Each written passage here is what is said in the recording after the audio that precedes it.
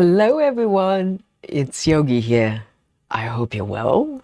And yes, Saturday, it's our Aimee Stewart SAL. And also, it's a double stream day as well. And if you were here with me, and our whip parade just about a couple of hours ago, double welcome, okay? All of you are welcome to the channel and to the stream as well. And yes, Aimee Stewart SAL, you know how it works by now. And we get together and stitch an Aimee Stewart piece. But if you go, well, I haven't, this is not what I'm stitching today, and I do not have Aimee Stewart piece, do not despair, okay? We have a back door and a side door. You can sneak in and join us, okay? And join in for the chat. And if you're lurking, welcome too. You're allowed to lurk. And if you're watching replay, come join us from, whenever you can to the live stream. It's great fun. It's great fun. And so today, I'm coming back to this piece. I'm totally in love with this piece, and I have not worked on this piece for maybe 3 days, maybe 3-4 days. A lot going on there, whip wise. So I cannot wait. I'm really looking forward to it. So this piece is a new start. I started it maybe a couple weeks ago, and it's by Aimee Stewart, okay? And this piece is called Vintage Toys 2. And there's the one before that, very similar in style. Well, actually a little bit different, maybe more retro, okay? And that's by Aimee Stewart as well. And eventually I would like to work on that piece as well. So I have two of them as a set, okay? Why not? So let me show you what a markup looks like. Maybe you will like it too. So this is Vintage Toys 2, okay? And as you can see, as it says on the tin, a lot of toys, and they're all vintage in style and so colorful as well. And there's a certain sort of circus feel to it as well. And I just absolutely love it. I got this pattern maybe over a year ago, and it's been sitting in my folder, and I just knew, at some point I have to start this piece. And it was 2 weeks ago. It was perfect timing. I really needed kind of a new start, but also a new way of stitching as well. So this piece, let me show you. I've been doing a color flow, and if you have no idea what it is, don't worry, I'll explain as I stitch later on. But let me show you my progress at this point. So I'm tracking my progress with Saga, Cross Stitch Saga. It's a great app. And this is where I am. So this is a regular size piece in Heaven and Earth tone. And also I started from upper left corner, okay, like a good girl. I started from here and gradually working diagonally, roughly, to the bottom right, hopefully, at some point. Okay, so I have a little bit to go. It's quite a large piece. And let's look at the numbers. So in terms of progress, as I said, I started this piece 2 weeks ago. And currently I'm slightly under 1%. I'm being optimistic here. I think even 0.20%, it's going to take me a little while. So in order to get to 0.8, I have stitched 2,400 roughly stitches. And yeah, I enjoy every single stitch. And in terms of colors, max colors for Heaven and Earth, it's about maximum 240, and this piece has exact 240 colors. So a lot of color changes. I'm here for it. And let me go to the sprint and delete the last one. Okay, so today a fresh start, fresh sprint here. And a sprint is basically a counter that is going to capture every single stitch I'm about to do tonight. And I have no idea how many I will be able to stitch, and your guess is just as good as mine. And at the end of every stream, we play Guess My Stitches, and we will find out who is going to be the winner today. So here we go. Let me switch back to this mode, and ooh, my app is frozen a little bit. And let me come back to my fabric, and I want to say hello to all of you. As I said, if you were here earlier on for the whip parade, you know, I want to give you a hug, maybe a little kiss as well. And so we've got Clara. Clara is back here with us. Hello again, one for and all, exactly. And we also have Anna joining us as well. Hello again, yes. And well done. And Rajal as well. Hello everyone, happy Saturday, welcome. And Travis, oh, Travis has a piece of wisdom, is sharing with us. Travis says, instead of just keep swimming, Dory from Finding Nemo. I never seen the film actually. I know it involves Nemo, but just keep, it's a whale, isn't it? Just keep stitching. Just, okay, just keep stitching, stitching. What we're going to do, just keep stitching, instead of swimming. I get it, exactly. Just keep going forward, you know, don't stop. It's I just find stitching is such a wonderful kind of escape as well, and just a cozy little corner that I can go to whenever I choose to. So I totally get it. Just keep stitching and everything will be just fine. Maddie is also here as well, says hello everyone. And Serena as well, welcome. Good to see you. And we have Janine here as well, and Rachel, and Colette is also here, and Suzanne is also here back with us, and Samantha Howell, yes, hello. And who have we got? Bess is also back here with us. How wonderful to have you. And Sarah as well. Oh, Sarah says, may you never be too old to search the skies on Christmas Eve. Oh, skies or skis? I misreading it. Yes, never too old for anything really. And well done, Sarah, thank you so much. And Suzanne is also back here with us. Hi again, she says, and Laura as well. And oh yes, Joyce is also here as well. And Lizzie is also back, so wonderful to have you back. And Six as well, and Jackie. And yes, if you missed the whip parade, okay, this is the first one I've done. Watch the replay. That's the magic of YouTube. If you missed it for any reason, and you know, watch the replay, okay. And let's have a look. Ligda is also here, and BLT Betty is also back, and Becky Snook. Oh, I haven't seen you for a little while. I hope you're well. And Love Drunk as well, and Nula is back with us, and Abony is also here. Welcome.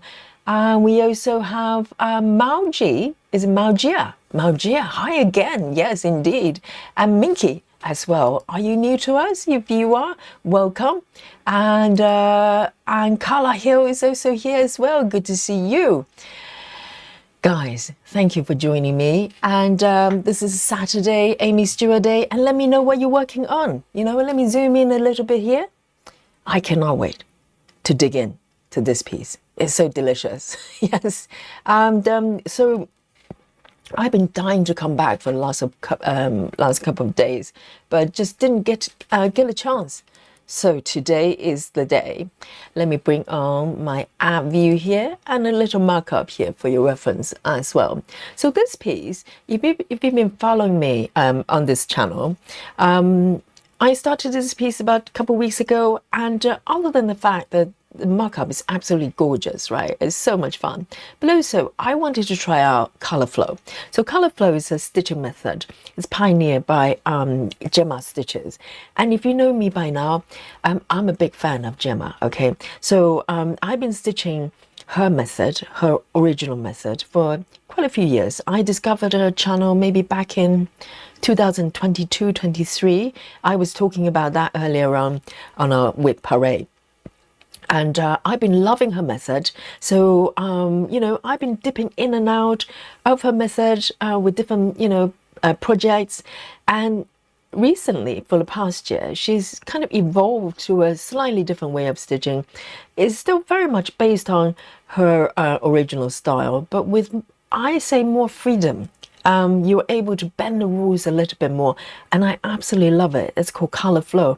And as it says on the label, you flow with the colors. So the original method was more kind of try to guide the shape into diagonal, because it's the most sort of user-friendly way of stitching. Everything's open, and there, you know, I have a stream of a walkthrough of that method as well. And now I'm starting to learning sort of color flow way of stitching, and I find it just has that right balance, because I think a lot of people, when they tried Gemma Stitch's method, original method, they probably find it too restricted. But definitely try out color flow. Okay, so I am going to stitch this way, and you can watch how it evolves. I wouldn't say my way of stitching totally matches Gemma's way, okay, because this method, just like her original method, a lot of it is very nuanced and up for interpretation to a certain extent. So it's a very living, breathing kind of method, and both of them involve parking. Okay, so you can see I've got a lot of part threads here. And so I'm working on 25 counts. I'm using pre-gridded fabric, which I washed once, so the borders are faded a little bit. It's actually easier for me to work with. And I'm using DMC 1/1 full cross and color flow method. Okay, let's go. Yes. So let me zoom in a little bit more here. So as you can see, the shape, you know, even though it's generally try to guide the stitches diagonally, but it's not a straight diagonal. You can see there's some odd shapes here, which makes it very interesting. So to start, I'm going to warm up a little bit. So I want to pick an area that I can just start doing a few stitches without stopping too much. Just to warm up, Okay, so let's have a look. I think I'm going to go for, let's work on this area a little bit, so kind of the background, okay? And I can't wait to get to the robot over here. Oh, cannot wait. So the first color of my choice is 934, and I've got my needle board on my right here, and my organizer on my left. It's all perfect setup. So 934,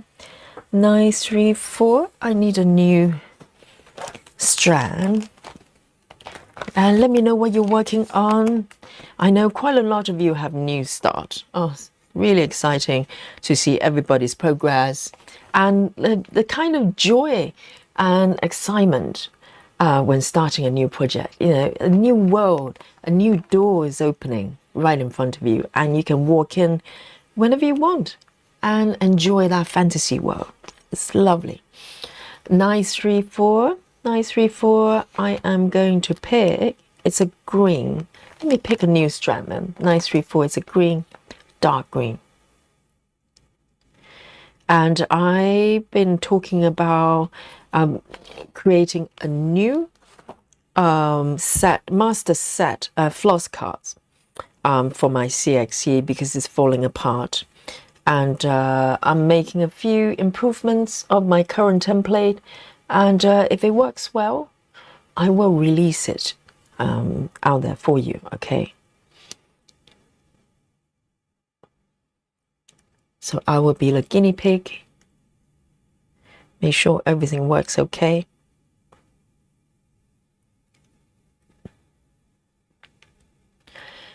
And let's have a look. And Lynn has joined us as well. She says, I'm back here too. Yes, welcome, Lynn.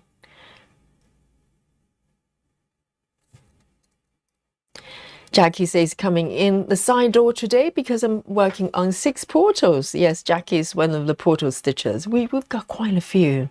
There's alien portal stitchers. Yes, you're allowed to come in, okay? And do not fall into the portal. Just, you know, stitch safely, stitch safely.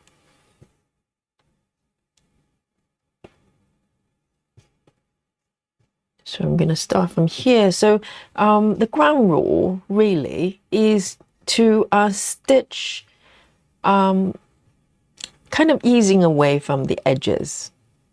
That's kind of the biggest rule. No floating stitches. So we're not doing cross country of any sort or color completion. We're just picking stitches around the edges. Doesn't matter what shape it is. And just start picking these stitches away. It's quite fun. It's like tiny squirrels trying to chew nuts, a little bit at a time. An advantage of this is obviously you are not going to end up with ninja stitches, you know, kind of turn around and ambush you behind the back. And also all the stitches come out nice and even because you're not taking the threads too far away at all, and no floating threads over stitch area, literally none. And also you don't need to jam your needles in between stitches. Sometimes it happens and it creates a little bit of unevenness or bulk. With this method, your back will be nice and flat. In theory, okay, in theory.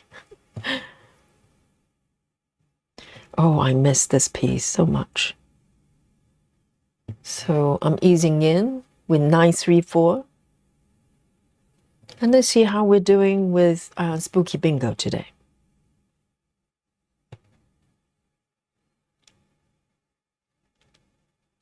Serena says, took the back door working on River Walk Charm. Beautiful piece.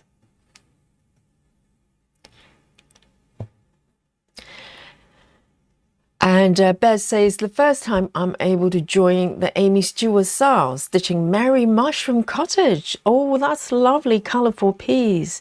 And it feels quite Christmassy as well, that piece. Yes.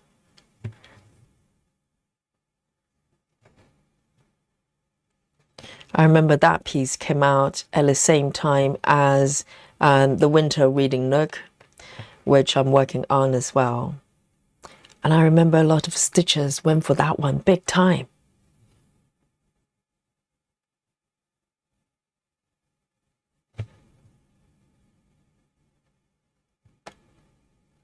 All right, here, one stitch down. Why don't I move it over here? So this method, a lot of it is, you know, to a certain extent up for interpretation, because you know, a lot of times there are multiple options for the best location to park, and it's very much depending on the pattern as well. So the decision is yours in terms of how you want to park it, what direction you want to take your stitches to. So it's a good fun. It's like a game that you're playing. And I can totally see why Gemma's method are fun to do, because she, I think she's a gamer. She loves Zelda. She's got a piece dedicated to Zelda. So you have to like video games so much that you want to spend time stitching it. And so her methods are like a puzzle that you have to solve as you stitch. It's great fun. So now with this one, it's actually a single stitch. I don't mind it. I warmed up a little bit over here. So I'm going to just do the single stitch, literally just single stitch of A15, just one stitch. This is max color, okay? So this will happen from time to time.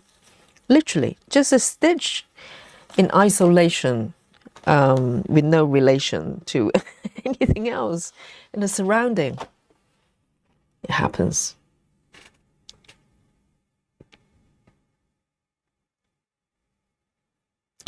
Sarah says, I'm working on traveling library. Just made a fresh cup of coffee. Yes, I've got, well, my coffee is actually made before the last stream, but I'm keeping it in my thermal flask. So it's nice and hot still. Hey, Rose. Rose says, hi, you all. Exclamation marks. Was watching your whip parade replay and got caught up in it, then realized you were live. I know, Rosie. Rose, you should know by now, you know, double stream days from time to time. Great to see you.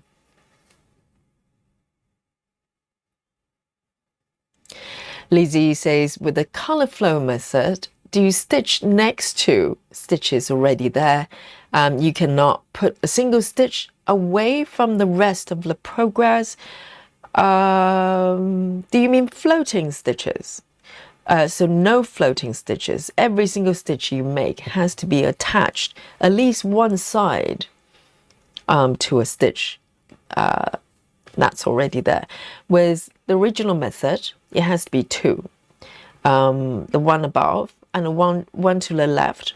So it's more, in a way, probably you could interpret it as being more restricted, even though I love that method as well. But color flow just has that additional freedom. The original method, you wouldn't be able to make stitches like this sticking out right in the middle.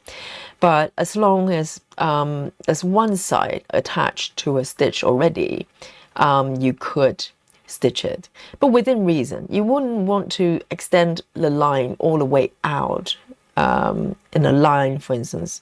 So you could, but you kind of lose that kind of the essence of the method a little bit. So in theory, as long as you have one side attached to a completed stitch, you could make it. But it's a judgment call you make as you move forward. It's not black and white.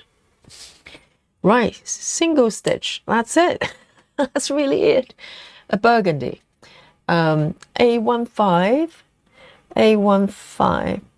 So if you do not color flow, max colors, you wouldn't be offended by a single stitch, because it happens a lot. It happens a lot. Here we go.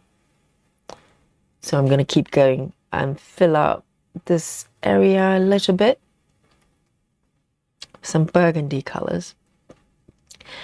BLT says, working on stitching shelf, drinking Coke Zero, and have red velvet cake for a snack later.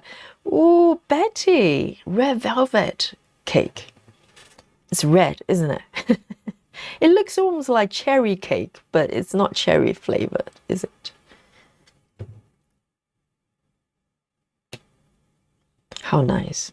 So the treat is waiting for you.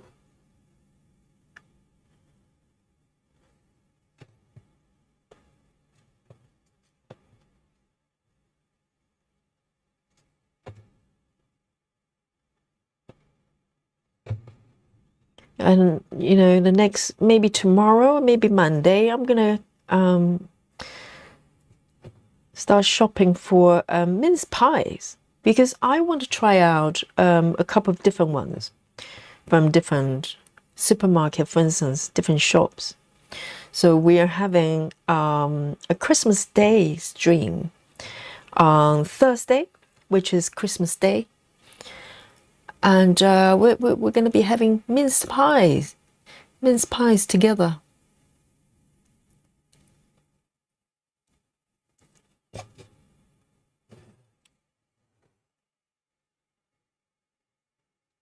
Cullen says, hello again, still working on my son's stocking. 350 stitches left, some back stitching. Oh, that sounds like a lot of fun. A lot of fun. And talking about back stitching, I'm also going to be doing a members only back stitching party. Okay, I think currently I'm thinking it's going to be next Saturday, maybe around the same time that we did Whip Parade, and it's a members get together. So it will be the first one that we do, and I'm going to be doing some back stitching. And I think, you know, some of you may have projects that requires back stitching. You can come and join me, or you can stitch whatever you want. Let's just get together and chat. It'll be good fun.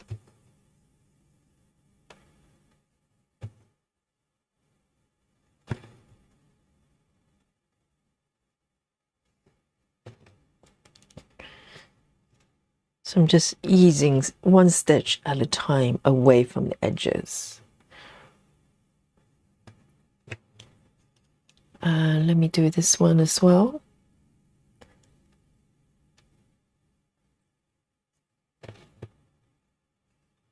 And this is one of those methods. The more you do it, the easier it becomes, because then, you know, you can make better choices in terms of where you park, where you stitch.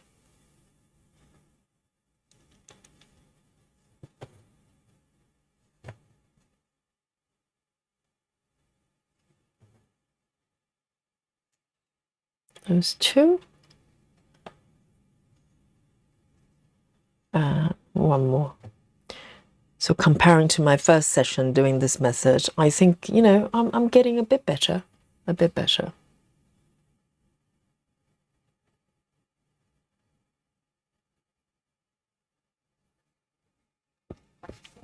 Jackie says this piece will be amazing once you move more towards the center. The colors will be so fun. Yes, even just moving down from here, there's a little robot there. I cannot wait. So I'm going to come back a little bit. You know, I think I'm already making contact with the robot. Oh, so exciting.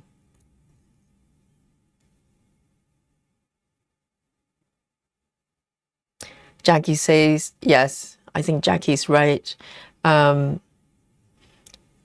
stitches need to be touching at least one side, yes. Whereas Gemma's method, the original method, has to be two sides.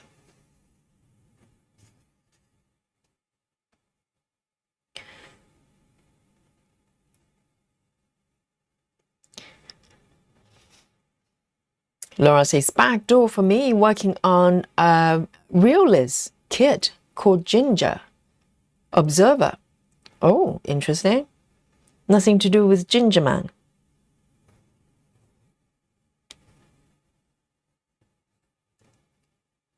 Janine says, once I get home, I'm going to work some more of my Alice in Wonderland from Scott Gustafson. Gustafson.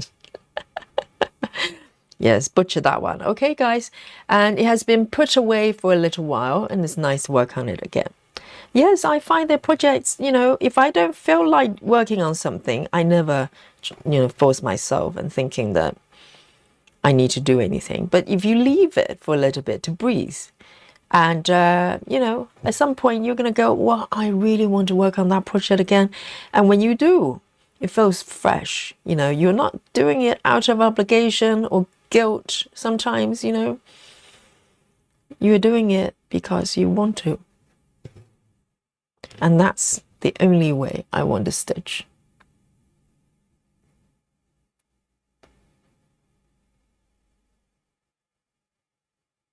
All right.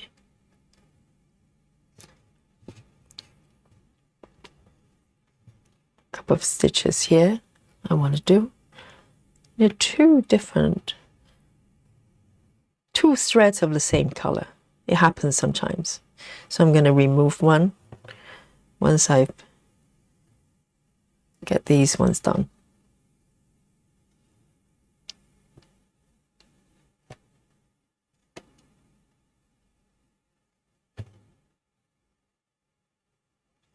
I think Travis is doing really well with the Pokemon piece. I saw the update.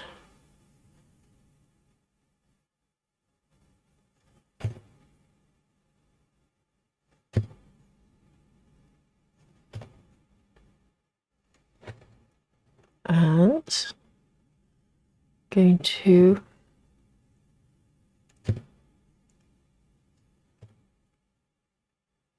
just do one more and park. So if there are stitches kind of sticking out from the edges, I would only do one stitch. There's some exceptions, but I wouldn't, even though I have another stitch below, I'm going to leave it open there. So I'm not creating a really narrow column there being surrounded by stitches. So technically I can make the stitch underneath because it's attached to a stitch above. But then if I keep doing that, then I'm going to create a lot of almost enclosed space, which I don't want to do.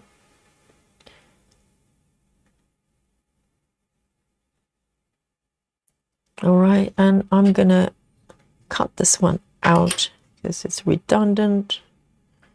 Just extra thread there.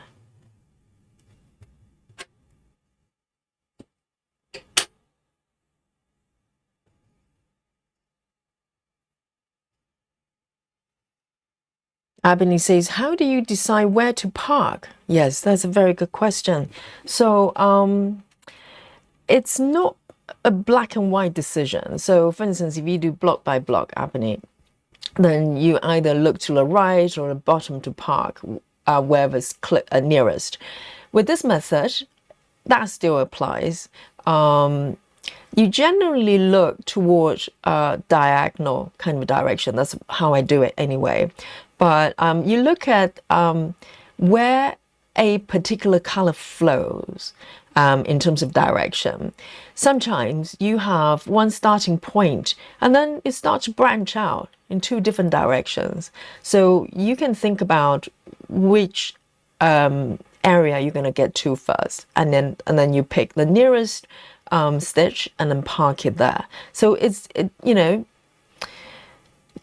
you have to decide which direction you want to go. So it's not unusual to have multiple threads of the same color, because think about, these threads are like seeds that you plant and to grow toward different direction. So as the name suggests, you're flowing with colors. And I think with the original method, you're kind of doing that anyway, but it's even more because now you have the freedom of not having to stick with the diagonal shape. Because the regional method, you generally try to guide the shape into diagonal, but you don't necessarily have to do it here, as long as your stitches are not being, kind of become too crowded or create kind of an enclosed area. You don't want to do it. So you want to leave things open. But in terms of where you park, this is what I meant about this method being quite nuanced, because you really can only figure out the best direction, locations of parking through stitching it. So I think just verbally trying to explain it, it probably doesn't make too much sense. But generally, you're trying to flow the colors to whichever direction you want to get to first. Then you park your thread there. That's how I do it.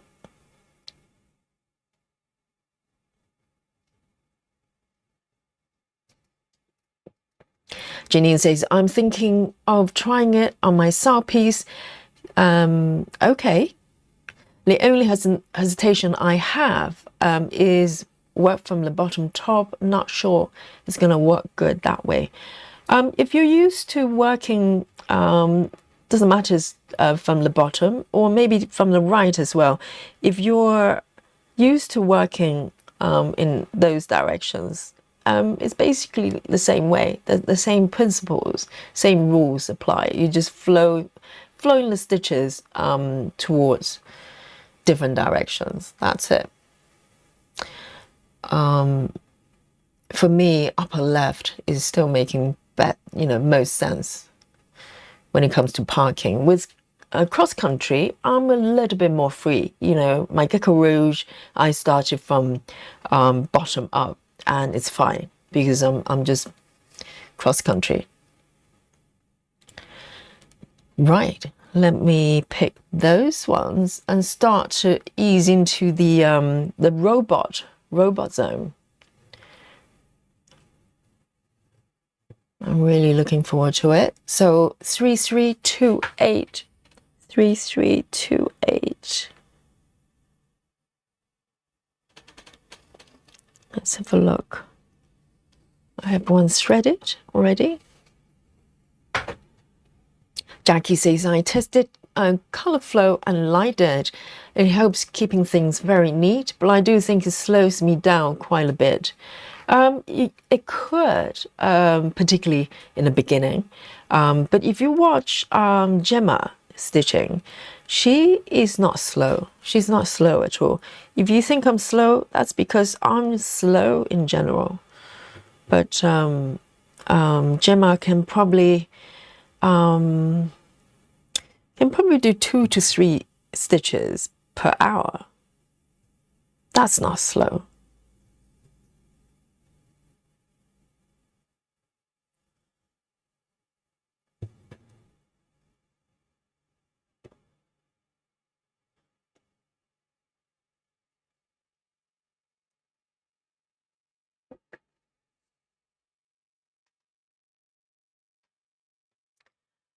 And let's have a look.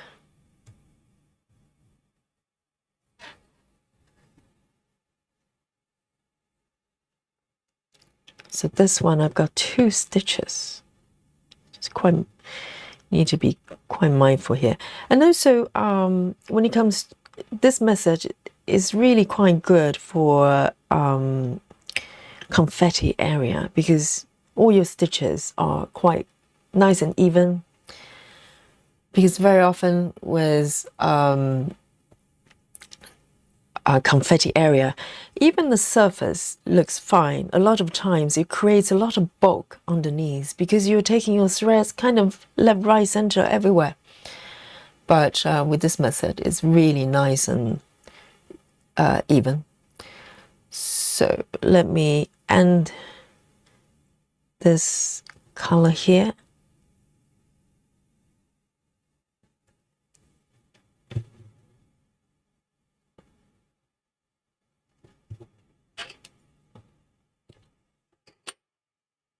And I'm going to plant this color to another location. There's 1 stitch only here.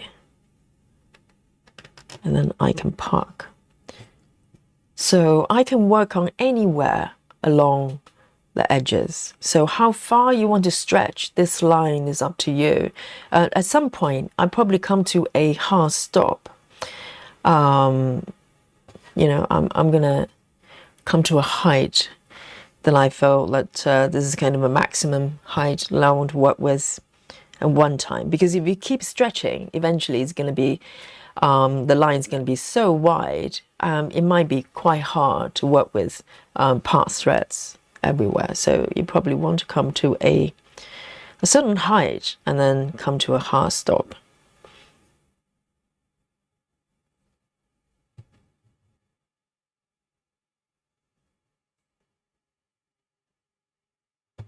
And I think that's what Gemma does as well. Gemma, I think she works with a page height quite frequently.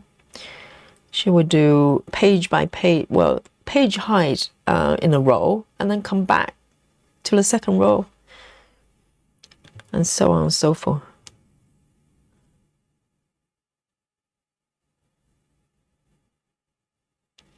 All right.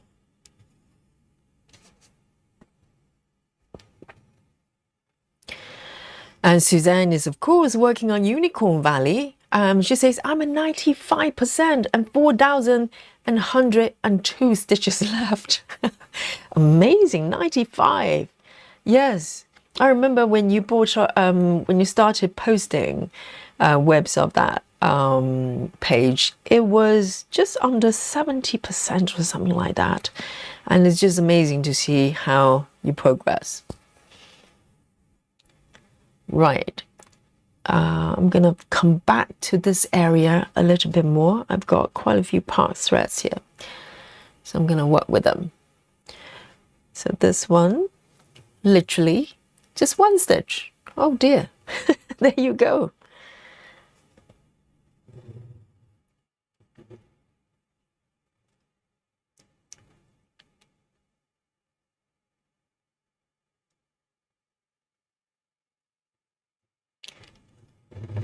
And Rose says, today I'm working on Story Keep Tiki Beach Sunset on 18 count white Ada.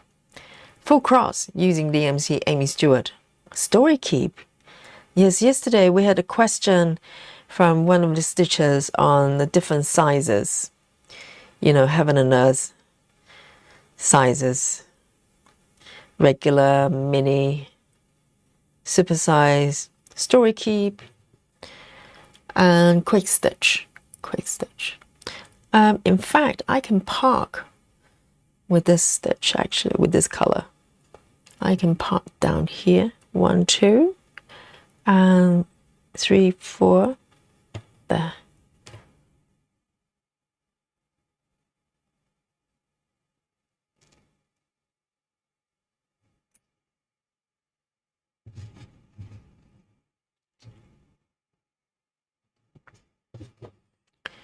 All right.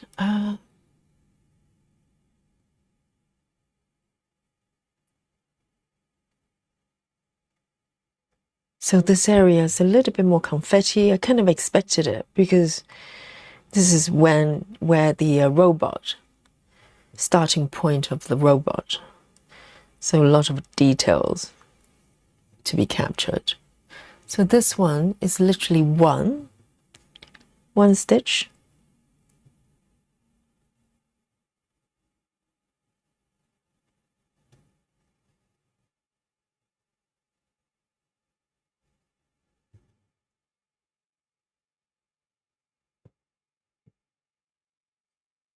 Laura says, Ginger Observer is an orange cat watching a bowl of fish. Oh, I think maybe I have seen the mock-up.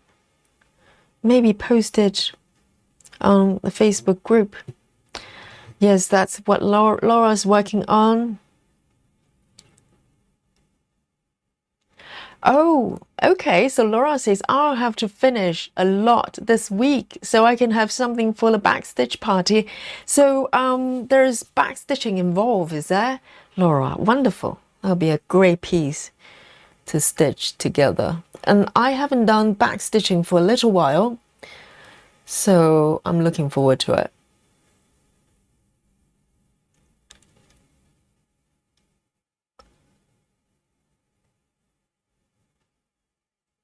I forgot to part that one. Hang on, let me switch back. Number 3, and I can part down here. Why not? 1, 2, 1, 2, 3, 4. 1, 2, 3, 4.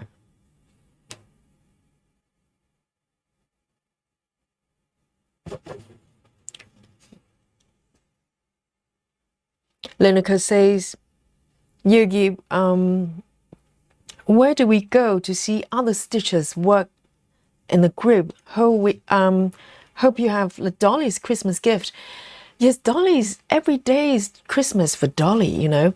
And Lineker, we have a Facebook group, and you can join. You can find a link to the group under this video, under the stream is included under every video. So you can look it up and just go over there and join, and you will get to see everybody's work. Suzanne says, Yogi, would you be doing a video on how to do this technique? Yes, Suzanne, eventually. But I'm still very much a student on this with this method. I want to do more, and then I will be able to kind of come up with a better way of explaining it, because I want to make it so simple that you just want to go and do it. So yes, I will, Suzanne. Hey Suvi. Suvi says, hello, I'm doing some Christmas baking and stitching Gilded Father Christmas. Oh, that is a whole shebang there. Some baking, Christmas baking and Christmas web as well. And it's from So Beautiful and drinking tea. Amazing. That sounds so enjoyable.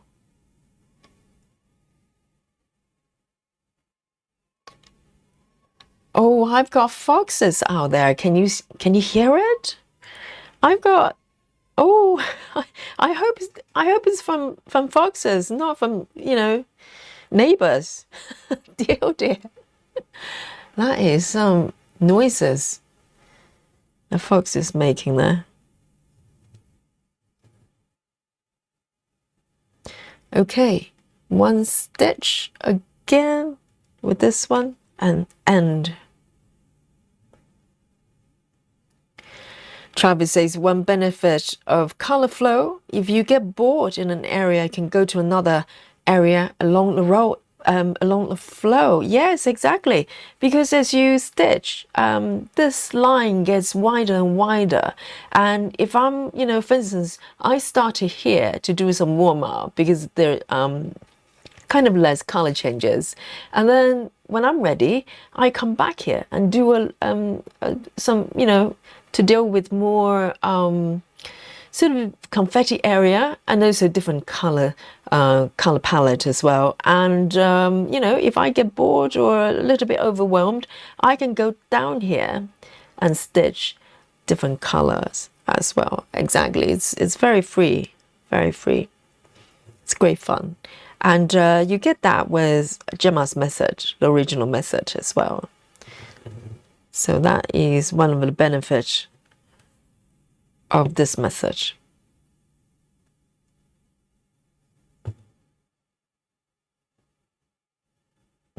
Hello, Natty. Good to see you.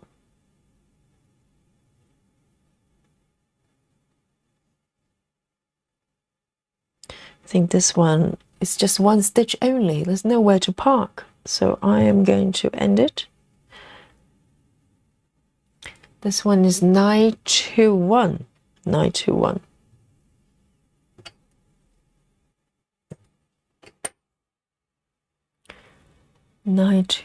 Here. Let me have a sip of my coffee here.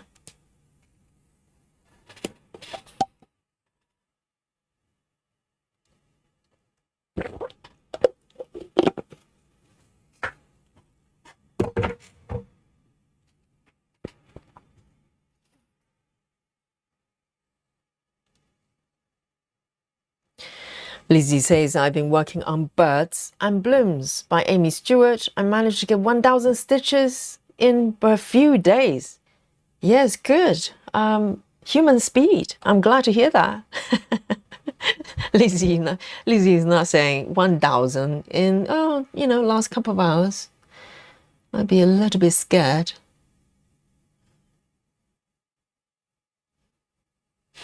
All right, and now I'm going to move down here. I just go to whichever area that looks interesting and inviting as well. So I am going to pick this color here. There are only 2 stitches, so I'm going to take care of this one first.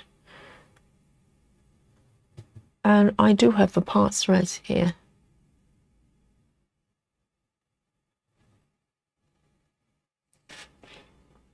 One, two, three.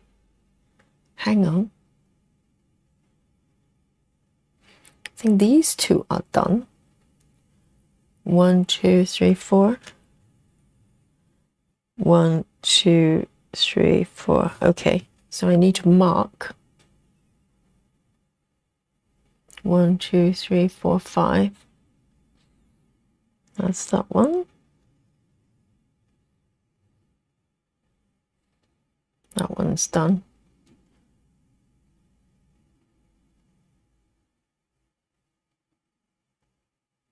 Three, 8, 4, 2. All right then.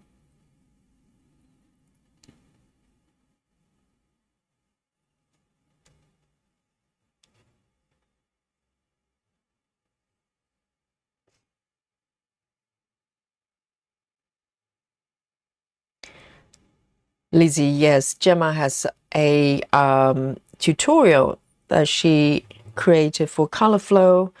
I think it's, if you look back about 1 year, she probably has a playlist for tutorial as well, so it should be quite easy to find. Yes, that's how I learned her method as well. And also just watch any kind of, stitch with me session with her as well. This is her current stitching method. So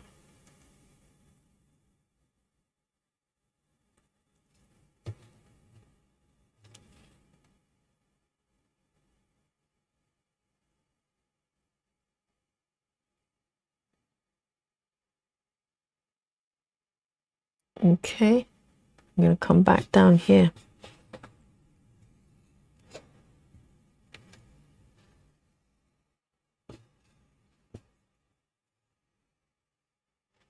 So normally with 25 counts, I tend not to park as much.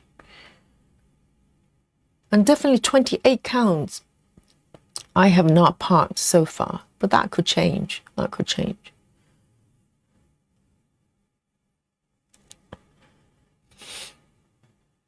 Serena says, it's still my favorite method. Are you referring to the original or color flow, Serena? Yes, Serena is a great fan of Gemma as well.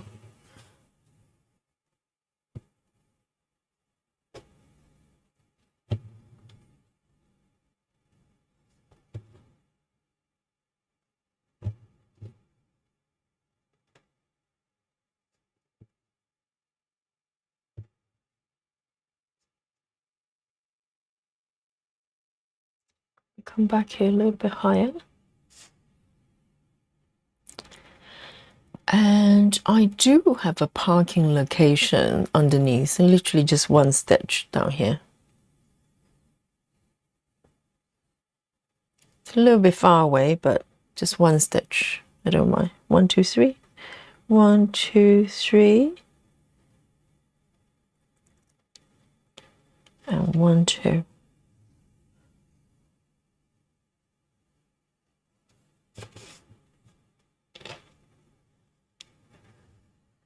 I'm going to come back to where the robot is emerging.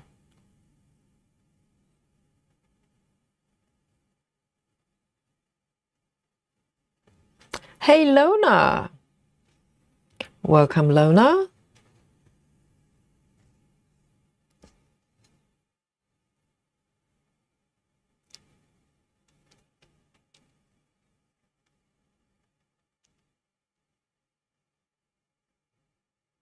Oh, and Natty's requesting for the fairy wheel. Yeah, the wheel of hope.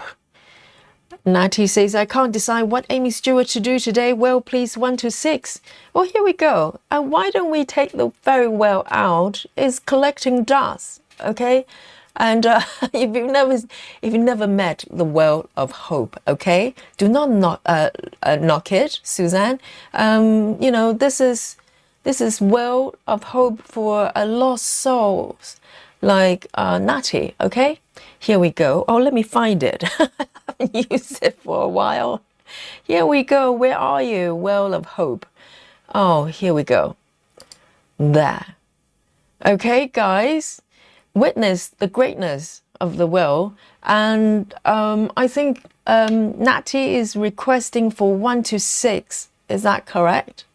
1 to 6. Here we go. Let me make changes. And so this is designed for our poor stitchers when you have no idea which one to stitch. And this is where the well of hope comes in, okay? So we need 6. Is that correct, Natty? Here we go. It's been being tucked away, collecting dust. Okay, so we've got 6. Yes, we've got 6. And let me just have a look. Hello, Wendy. Good to see you. Well of doom, well of dreams. Yes, exactly. We read into, we look at the world with a filter of our heart. So there you go. I don't know what it says about you and, Suzanne and Susan. So here we go. Are you ready? Natty, are you ready? Give me a thumbs up and I will spin the wheel for you. Yes, okay. So Natty says yes. Here we go. Let's see which one Natty's going to stitch today. 3, 2, and 1. Boom.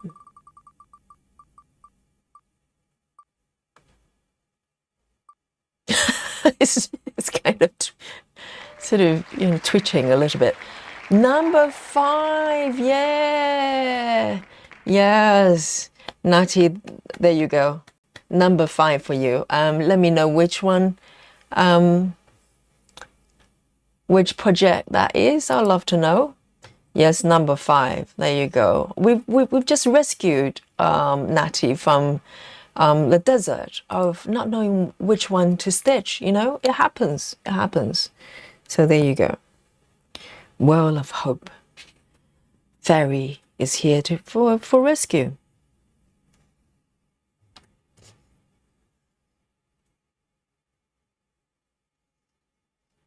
So Serena is stitching the original method.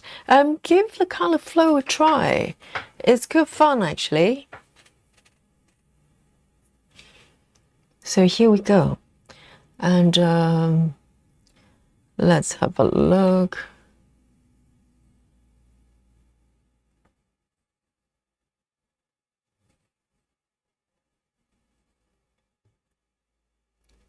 (311), this color.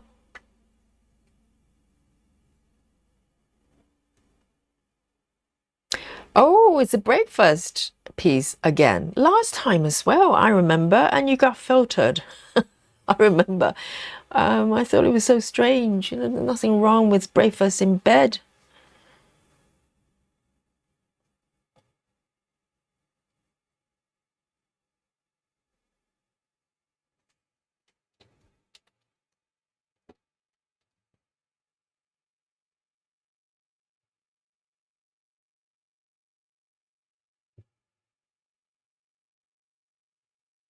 One, two, three. And guys, if you like the streams I'm doing, give it a like. I never remember to say it. But give it a thumbs up. And if you don't like it, thumbs down twice. All right?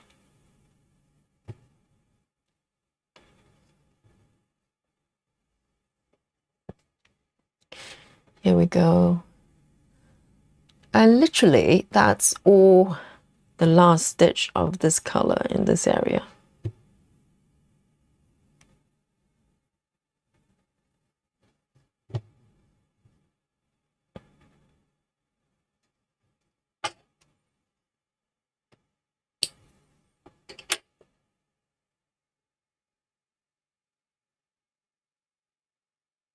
Laura says the whale really likes to stay in bed because that's what we got last time, if I remember correctly. 311. Or maybe Natty really only has one project. She's just pretending she's got 6. So it's always the same one. That's my guess.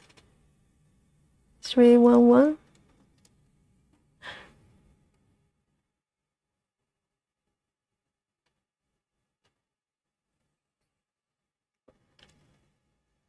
Lainey says Natty is stitching breakfast in bed as well. Yes. But imagine if you have to stitch your breakfast in order to have breakfast. I'll probably never get to eat. It's going to take forever. Okay, and I am going to come back and focus on this area a little bit more because I'm really looking forward to doing the robot. So why don't I pick this one? Single stitch, of course. A03, A03, A03.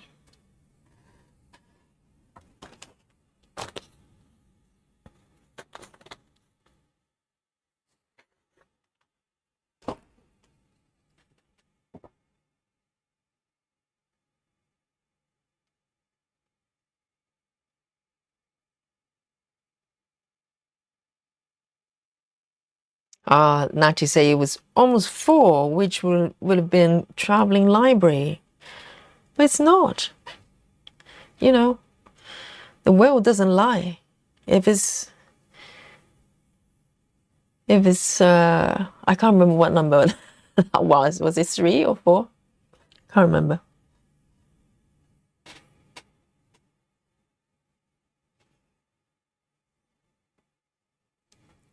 One stitch and then park.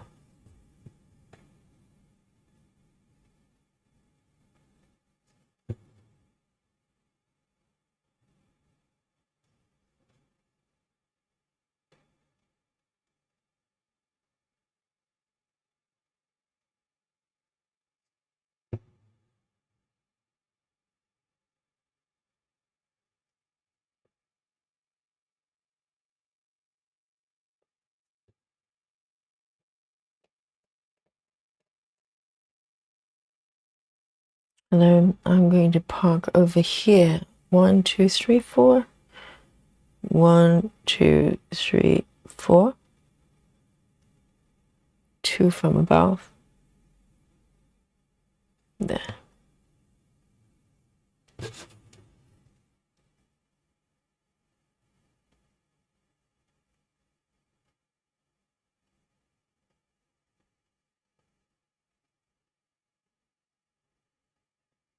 And 3, 8, 5, 8 as well.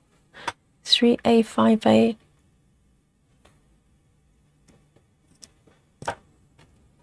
Not a new strand. Hello, Kelly. 3, 8, 5, 8.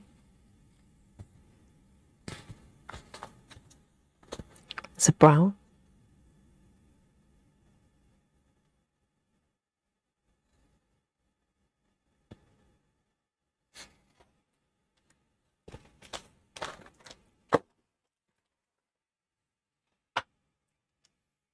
It was 5, okay.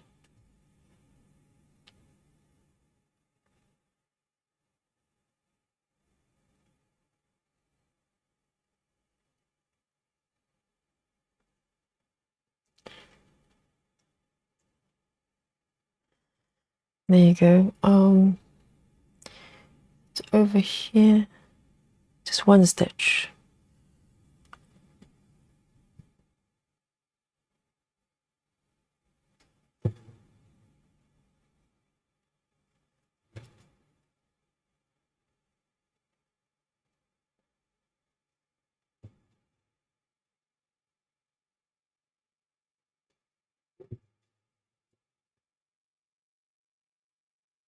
And I'm going to park it actually. I'm going to park it down here.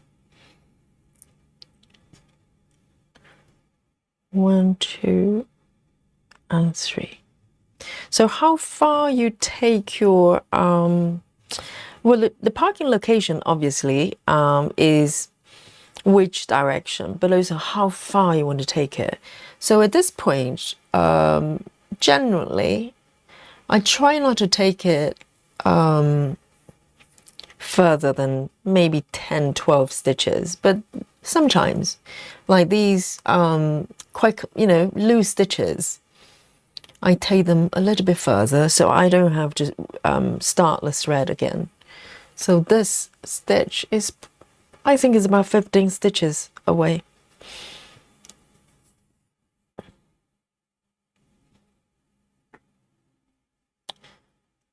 Right, let's have a look. So this one is a single stitch as well.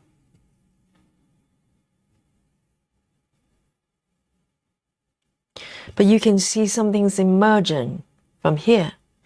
And I think it's a robot. Oh dear.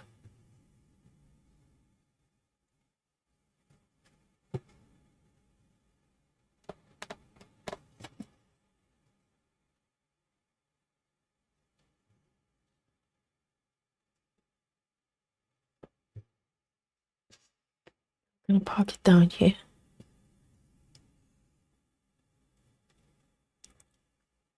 And 2.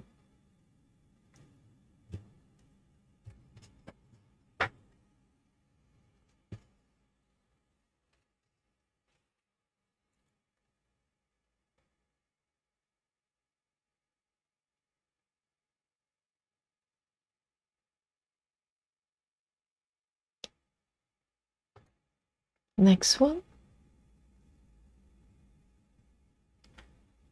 And now I really like hiding the symbols, because previously I had all the symbols turned on. That one shouldn't be there. And that's kind of how I liked it. But now I've got it turned off, and I quite like it because it's just less cluttered. Otherwise, it's just symbols, you know, everything everywhere. Right, so A23, A23.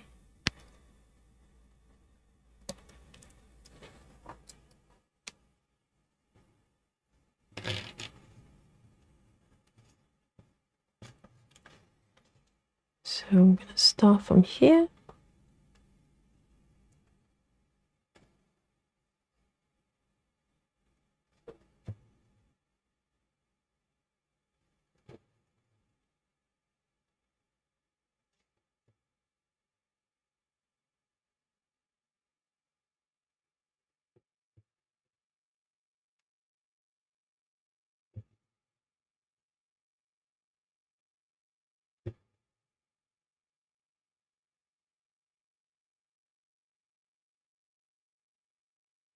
Suzanne says that's how I do it too. And if I'm working on light colors, I turn on the highlight colors for the done stitches. What do you mean by a highlight color? Do you mean to fade it back a little bit? Or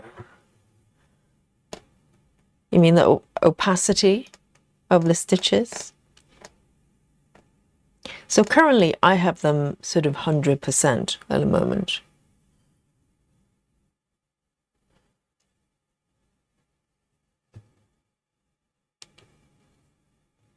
The face icon. Oh, I see. I still don't know, Suzanne. I still don't know what that means.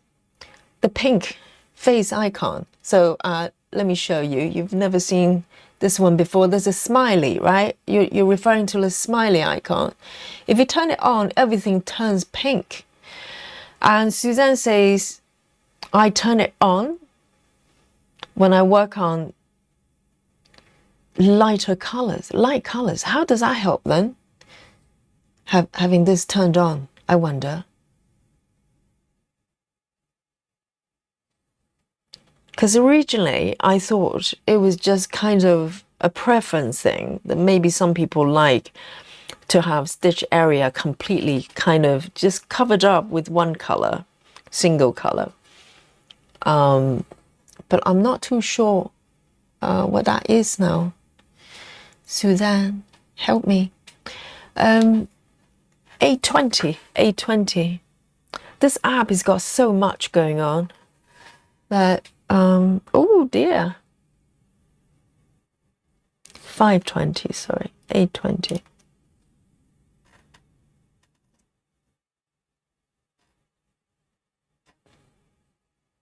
This app just got layers and layers of functionality. It's hidden a little bit.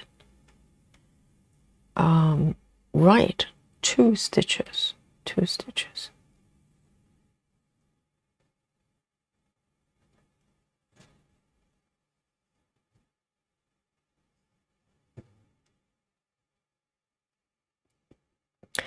Suzanne says you would turn on the finish stitches. So like white stitches are really hard to see. If you have the face icon on, then you can see that they're done. Okay, so basically it's kind of a masking color for all completed stitches. So when you say white, I'm not sure I fully understand. So if you're stitching on white colors, oh, I see. So if you're working on snow, for instance, like a snow landscape, and it's harder to see which one has been done already. So you can pick a color. I think you can change the pink to whatever color, right? So it's a color to basically mask all the completed area. Oh, I see. So that's what it's for. I had no idea. I thought it was just kind of a preference thing. You know, some people might prefer to have a kind of a single color rather than markup.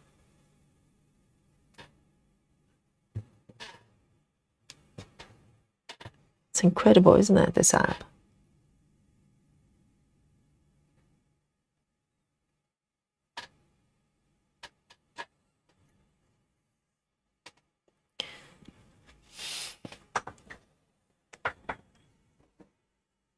Janine says, I'm back for a few.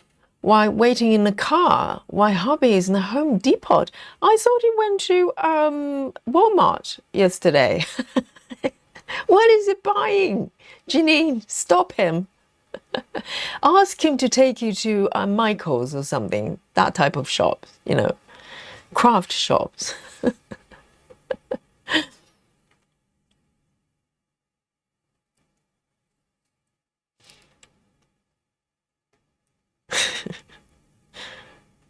Right, let me pick this one here.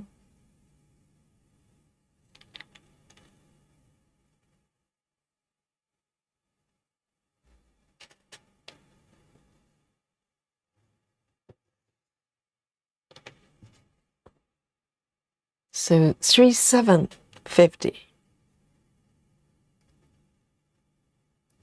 3,7. This is labor of love, this area, because it's got a lot of color changes.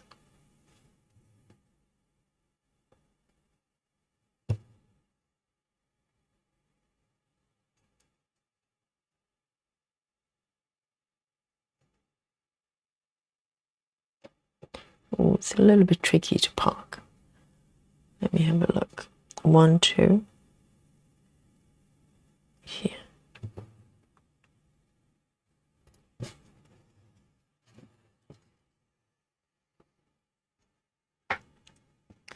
Suzanne says, I've been doing a lot of cross country and the flamingo were all white and beige. Then I couldn't really tell.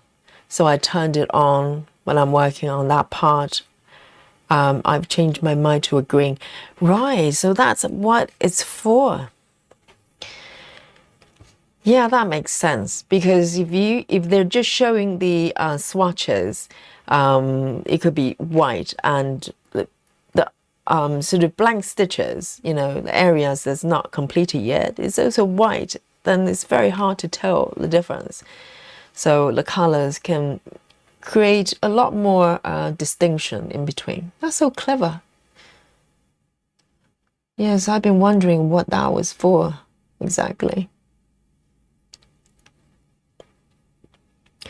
Jacqueline says, spooky bingo, 3,750. Oh, do we have two? We have Travis and we have Jacqueline. Or maybe one of them is being supportive. I don't know. Round of applause for Spooky Bingo. Guys, can you flash the Spooky Bingo card for Travis and Jacqueline as well? Yes. Janine says, never takes me to Michael's. Janine, you have to work on him. He can't just go to, you know, Home Depot and Walmart willy-nilly every day without taking you to craft shops.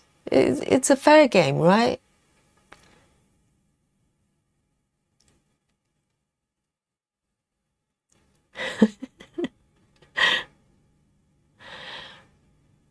$9.20, just one stitch. One stitch. $9.20.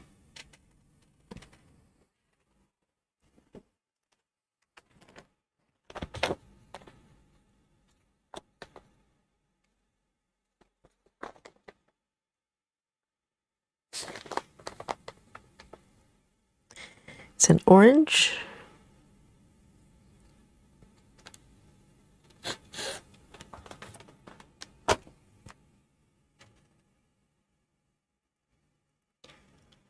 Yes, Ebony, it is a little bit of confetti zone, but I'm really excited because this is where the little head of robot starts. So it's going to take a little bit of a, you know,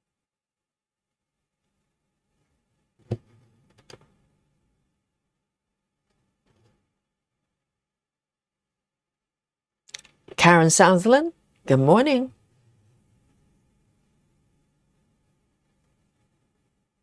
Let me park down here. There's 3 stitches. Oh, that's kind of far away, but never mind. 1, 2, 3. Here. Do not worry. All the part threads have a destination. They're going somewhere, okay? They're not random.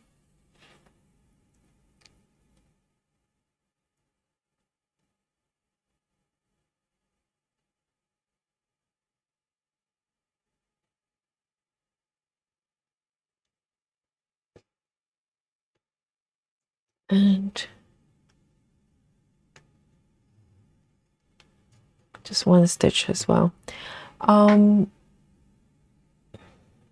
says, a topic question. Yogi, is there a way to turn on closed captions on the live stream? Do you know? I'm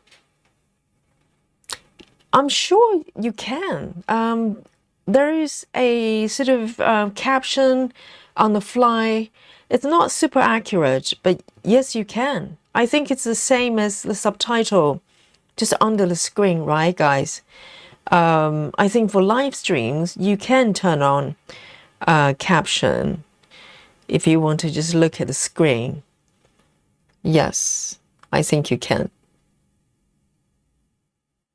So I think it's on YouTube is at the bottom right, where it says CC, maybe, closed caption. And there's one that's kind of auto caption for a live stream. It would do its best to try to create subtitles for it. Hello, Minky. Welcome, Minky. I'm new to your channel. Just wondering, you're not using Pattern Keeper, and if not, what app are you using? Yes, this is an app called Cross Stitch Saga, and I'm using it on my iPad, so it's iOS version. It used to have a Android version as well, but currently they're not allowed to be listed on the Google Play App Store because of the political whatever it is, because the app is developed by guys in Russia. So I don't know how long that situation is going to last, but until then, the best platform to use it is on iOS. There's no problem downloading it from Apple devices. And so it's a paid app, and you know, so there you go. So Cross Stitch Saga, and welcome to the channel.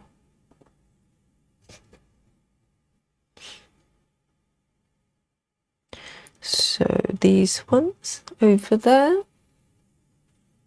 need to make sure the arm and the right location. 4 stitches. Oh, how refreshing. It's been just 1 single stitch at a time. Suddenly I have 4 stitches waiting for me. Oh, how exciting. It's a compassionate fudgy. Yes, that's true. That's true. But it still gets me nervous when I see fudgy, and definitely not happy to see the green one. Mr. Frog.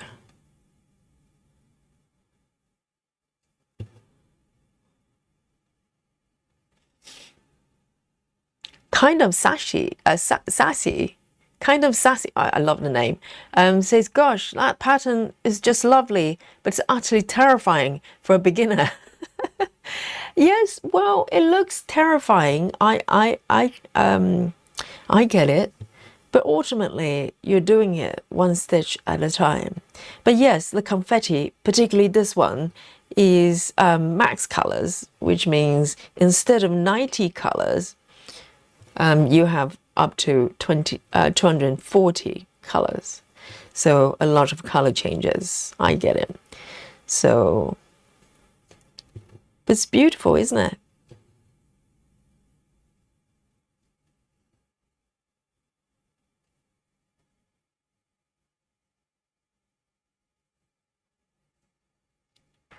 Janine says, yes, it's Saga.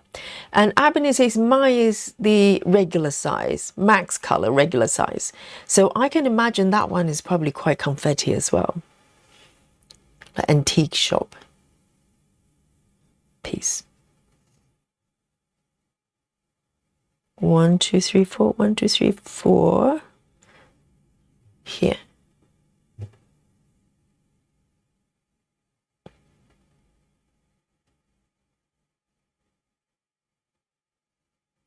Oh, this one's got 3. Things are looking up. Yes. These are the moments you're waiting for. You kind of work around, you know, single stitches to build up the opportunity to stitch more than 1 stitches. Wait, I've got 3. Yes. How wonderful.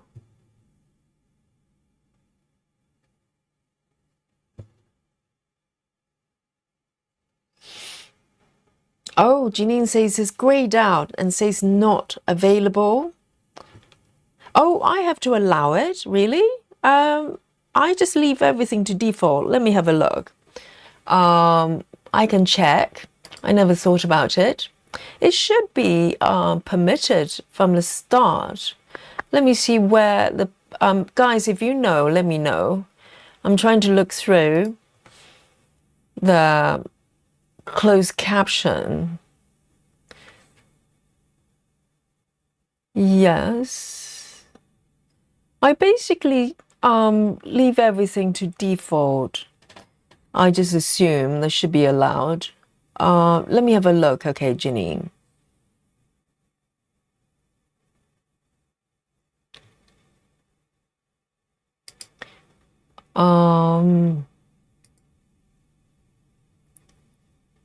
I cannot see anything that gives me permission.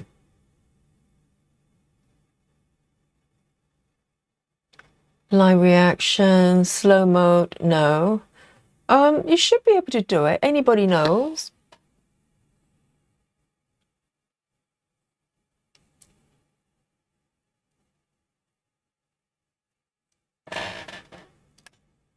So Janine, I cannot see any settings.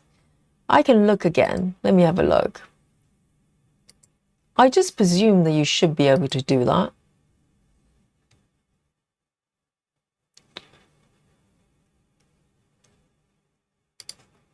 Let me just have a quick look for Janine here. Because there shouldn't be any reason to not permit that. I think I've got everything ticked yes. Oh, no, that's not one. No, Janine, I can't find anything, but I'll have kind of a research into it later on and see if there's anything I could turn on. Jody says, go to your YouTube studio, create a stream, find the stream settings, toggle closed captions on. Let me have a look. I think I may know what you're referring to. Let me try this, okay? There is a screen for...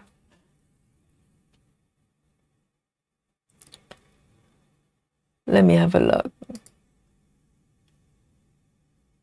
Oh, closed captions. Here we go.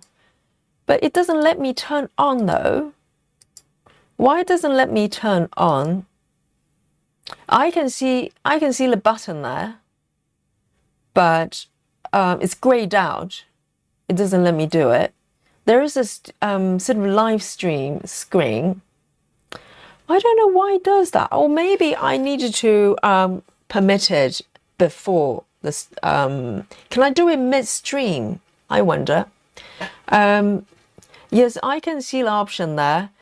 But I think my guess is you have to turn it on before the stream. So I will. Okay, Jody. Jody's an expert. Thank you, Jody. Yes, I found it. Now I know.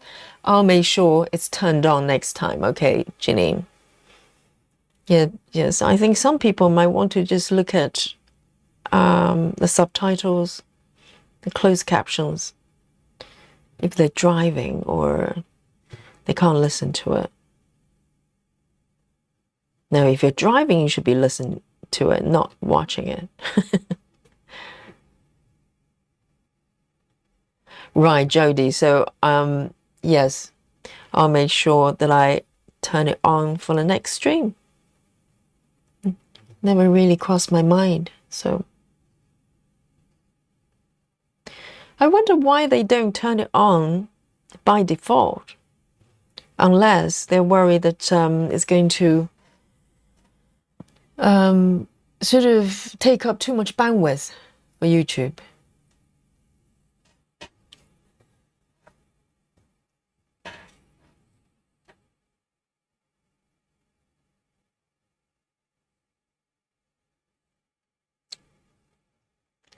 Jody says, I don't know how she manages it without getting crazy. No, it's really just one stitch at a time. And also, as I said, I don't feel trapped, because if I get a little bit overwhelmed or fed up, I can just go to, other areas and stitch areas that, different colors, less confetti. And so if I do come back, I choose to come back. So.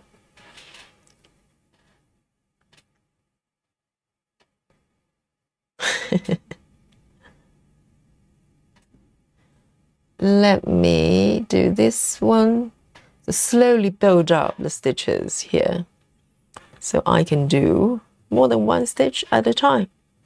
But don't get me wrong, there are certain pieces, if you've been watching the channel, there are certain projects I just want to cross country. I just want to just fly and go wherever I want. So every whip is different, and it's interesting because I think every single piece they're asking you to stitch it a certain way, and I'm just following their guidance. I'm not trying to fight it.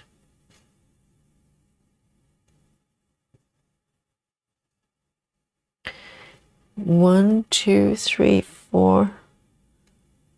1, 2, 3, 4, 5.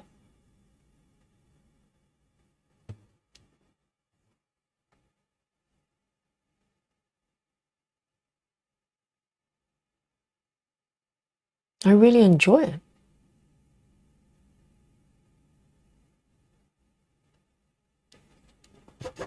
Okay.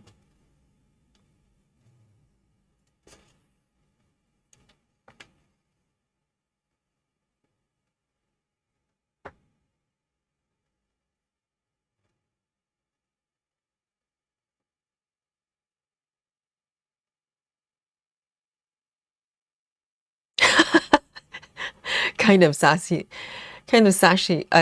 says, I'm not sure I buy the whole stitch, one stitch at a time. I see much crying. No, it's not bad at all. Not at all. I think it's only, it becomes frustrating if you feel like you should be stitching faster, which I don't have that concept in me. I stitch in whatever speed I'm stitching, and depending on the method. So I don't have a kind of a target speed for me to do. If I manage 60 stitches in 3 hours, that's just that, no problem. And it's the quality of the experience, isn't it? I think completion is quite rewarding, don't get me wrong, but ultimately is when I'm stitching one by one here, do I enjoy every single stitch? That's what I'm focusing on. The speed would take care of itself, whatever speed. I mean, I don't have a problem with that. Whatever. but I have to enjoy it. You know, there's no point of me stitching 1,000 an hour if I'm stressed. That's not why I'm stitching. So just one step at a time, that's it. It's a meditation. 9:30, 9:30.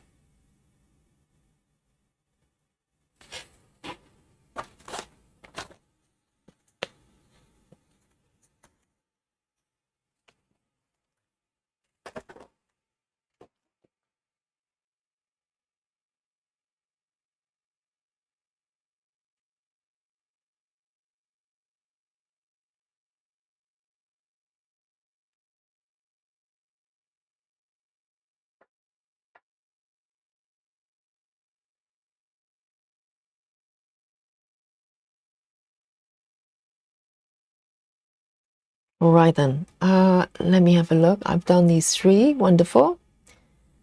And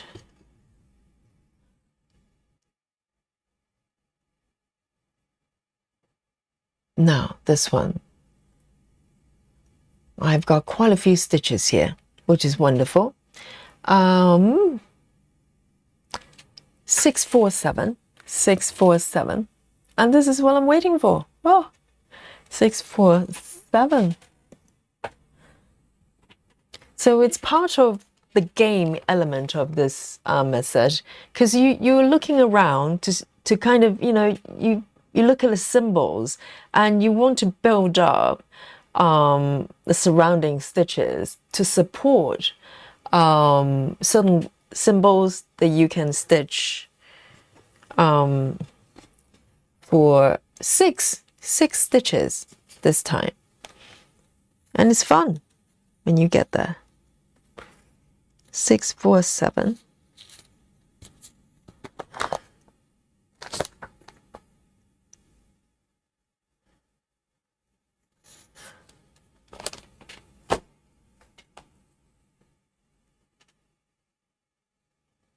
Lona says, I've stitched 5 stitches since midnight. Just slept some in between too. I'm at 9.43 towards 10% goal on Garden Gate by Aimee Stewart. Wow. And Lona, good job. You managed to squeeze in some napping in between. You need to nap, you know. I know it's very tempting sometimes. You just want to keep stitching. But that's very close. That's very close to 10. That's Lona's next goal.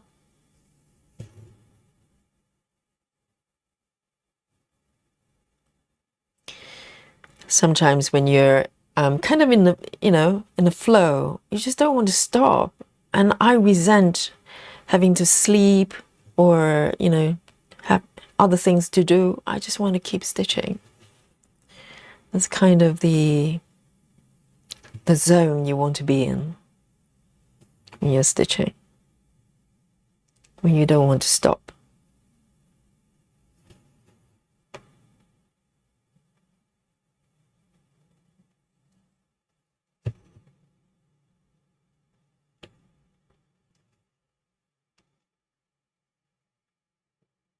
Oh, hang on a second. Where am I? 1, 2, 3. Yes, it's okay. It's okay. For a moment, I thought I was stitching in the wrong place.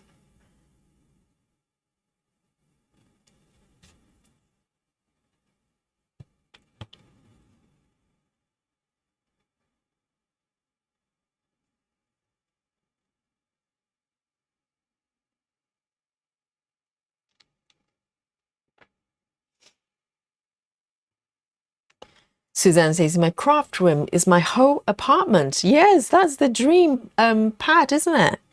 When a whole space, you can just use it for your crafting. Yes, for me, this is my little room, my little hiding cave, my space. The rest of the house, you don't really see anything craft related. And my partner as well, he's got his little cave there as well. and we're keeping the rest of the space relatively grown up, you know, relatively, you know, uncluttered. But in our own, you know, little space, I just do whatever I want. Got all my craft stuff, a lot of knitting stuff as well. So I used to knit a lot more.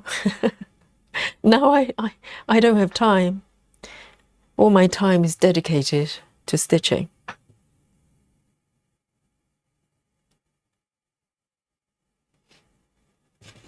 Oh, I can see something emerging. I think I can see the robot's head. I think. Oh, so exciting. Yes. Right. 3042. And I think it's going to be a little bit less confetti going forward. Fingers crossed. I don't mind. I don't mind. It's a lot of details here. 3042. 3042.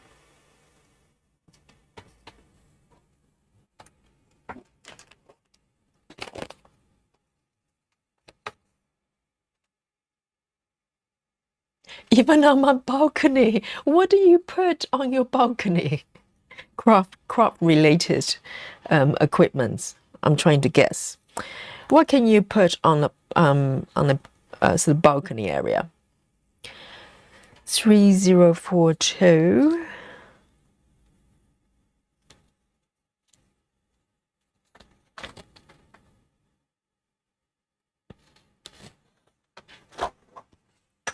So I think it depends on whether it's open balcony or some balconies got roof, right?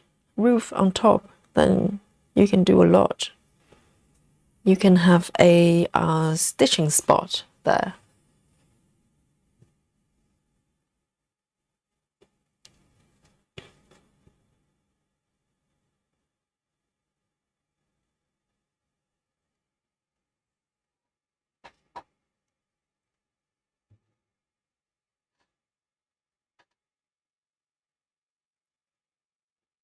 Two stitches here.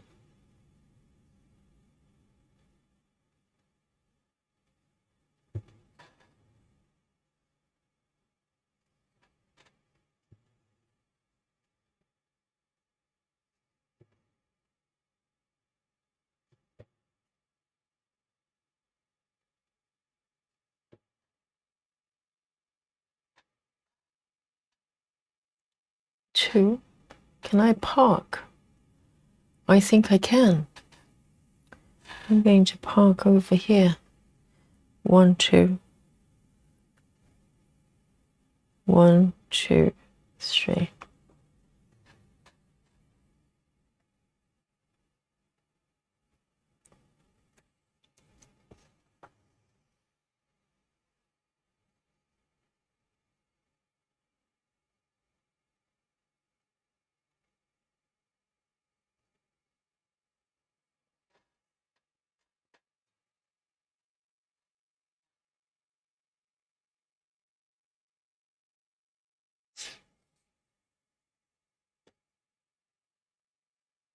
Yes, Karen, I've seen live streams having auto caption. It's not perfect. It's kind of just YouTube using whatever, you know, auto caption thingy. It's kind of self-learning, so it should get better as we move forward, but it's better than not having one, right? So I will make sure that I turn it on next time.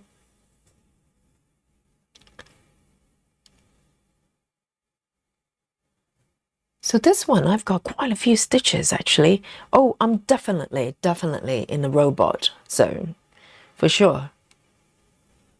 I can just tell by looking at the colors.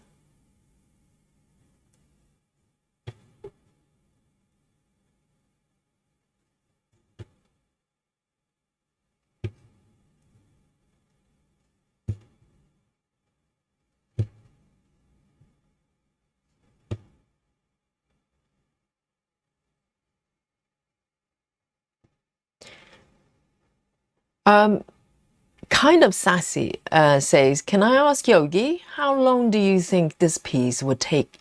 Would take you?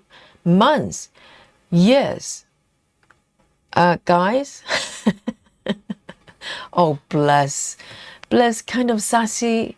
What a sweet question. Look at this, guys. All the regulars are laughing right now. Okay, I know. Kind of sassy. I think there's another category after that.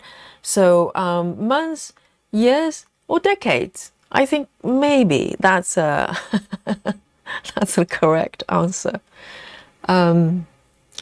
Yes, I don't know. Ultimately, the thing is, I can have certain prediction, right? But the thing is, let me just do it over here. The thing is, I'm adding new projects all the time. So, which means my time will get spread out to more projects going forward. Okay. And so any prediction is not very meaningful because I could go technically, if I do this number of stitches per day, I could get there in about 50 years. Yes, Lona says, there you go. Years to decades for Yogi. Eternity will be filled with stitching. Yes, something like that. Yes, decades. Yes, exactly. So, who knows? It really depends on, well, you could calculate it based on, you know, in theory, if you put in certain number of stitches, but it's not really realistic. As I said, you know, most of us are adding new projects as we go forward. So you probably have less time to dedicate to one single project gradually. So who knows? I'm not counting. Are you?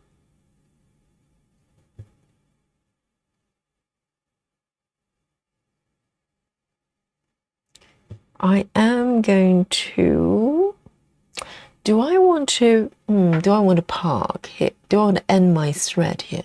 Let me see. I might actually. It's getting a little bit short.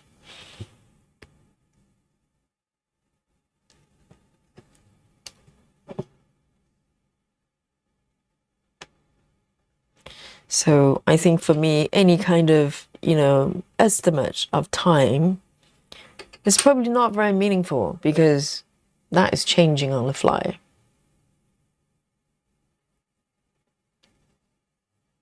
Ah, Suzanne has got little loom on the balcony. Does it not get wet? Or maybe it's, you've got some sort of balcony windows. Some of them have some sort of enclosed balcony.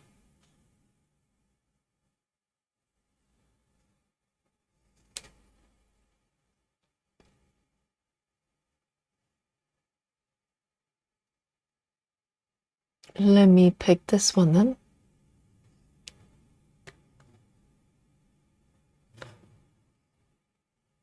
Oh, it's glassed. That makes sense. That makes sense. Lona says, one down. Well, this under 2,000 stitches from 10%. If I focus hard, I can do that today. Lona, slow down, slow down. What's the hurry, Lona? Yes, I bet you can do it today by the end of the stream.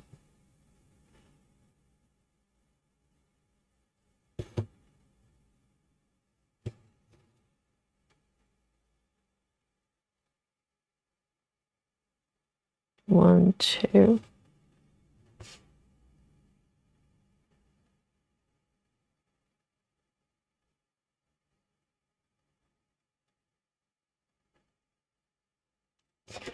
Okay.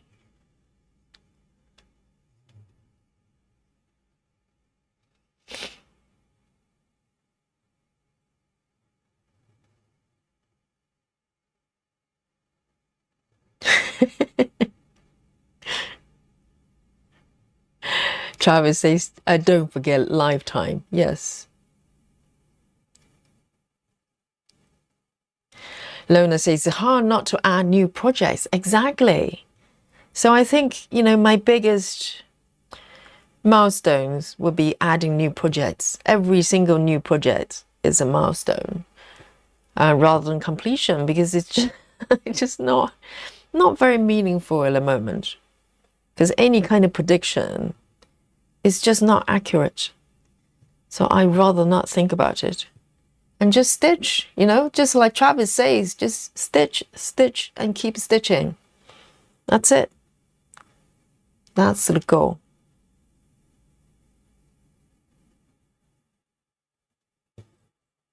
Because if you think about, what makes you happy stitching, is it the completion or is it the process? And maybe a little bit of both, right? But you have to think about what completion means to you. For me, this is completion. I've completed these stitches, and every step of the way I'm enjoying the product of my stitching. And whereas, do I care about finishing the entire piece as a whole? Yes, but not really, because I have to think about what brings me joy. Because once I finish this piece, I can't stitch it anymore, right? I have to put it away, and I have to find another piece to stitch. So I'd rather stay with my project rather than not, I think. Because if I love it, I love this pattern.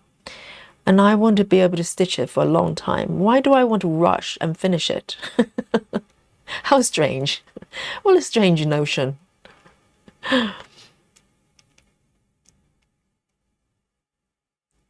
Lona says, Yogi, the hurry is I have told myself that I have to reach my goal before I can allow myself to start a new project.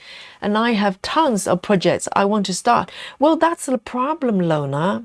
You should abolish that rule, because that doesn't make sense.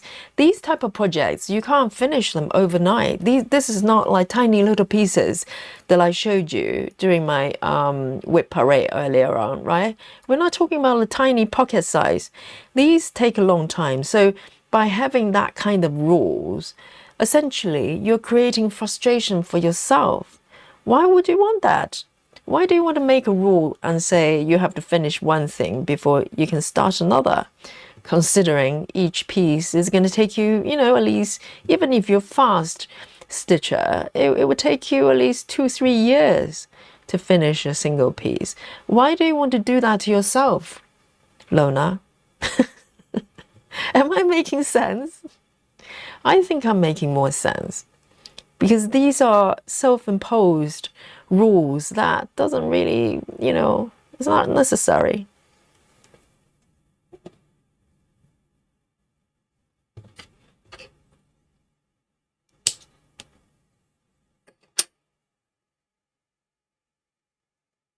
Let it go, surrender. Oh, I see. So Lona, okay, so I misread it. So Lona's rule is to hit certain goals, not to complete the entire piece. Because I was thinking, Lona, what are you doing to yourself? It's nice to have a little, milestones you want to hit, and then you can reward yourself with a new piece. Yes, that's fair. That's fair. But Komari, I remember, I think she's letting go of that rules now, the sort of self-imposed rules. I think once upon a time, she used to think that she will have to finish one project in order to start another one. I remember, I think she kind of said that. And I was thinking, well, that is so harsh, because I'm sure there'll be projects that you're kind of dying to start, and it just makes everything frustrating, because you're You're supposed to be stitching something you love, but you can't wait to finish it so you can start another one. What are we doing here, right? Just not necessary. And I think she's a little bit more free now. She's doing a bit of, you know, side projects from time to time, which is nice. 722.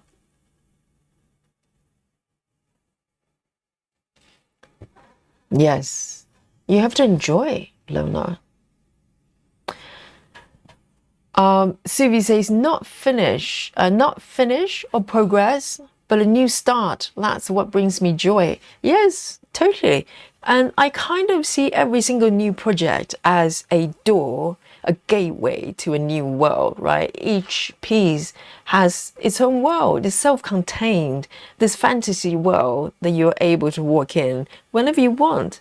So why would you want to restrict yourself to one single world and trap yourself in there when you can freely open the door and walk into any world that you love and enjoy, and at any time, and stay there for as long as you want? And if you get bored of it, just open another door and walk into another world.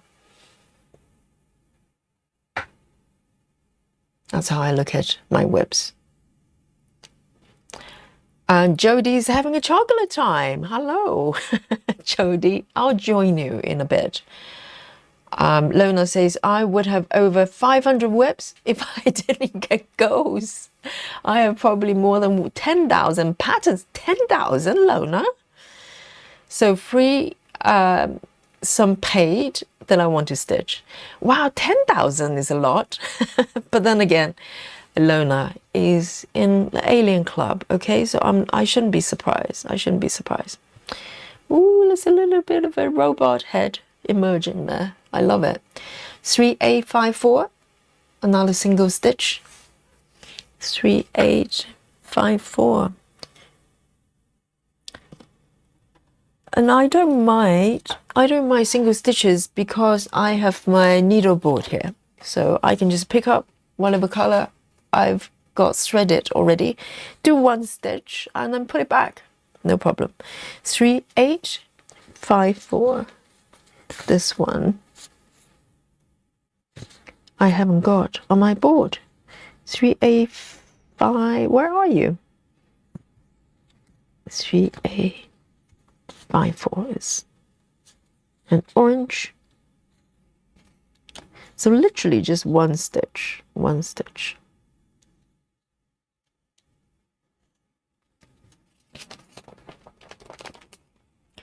Rose, hello. Good morning to you, Rose. Yes, good morning, good afternoon, good evening, everyone, wherever you are in the world. Exactly. Wherever you are. Hello. From Rose. Just a single stitch here.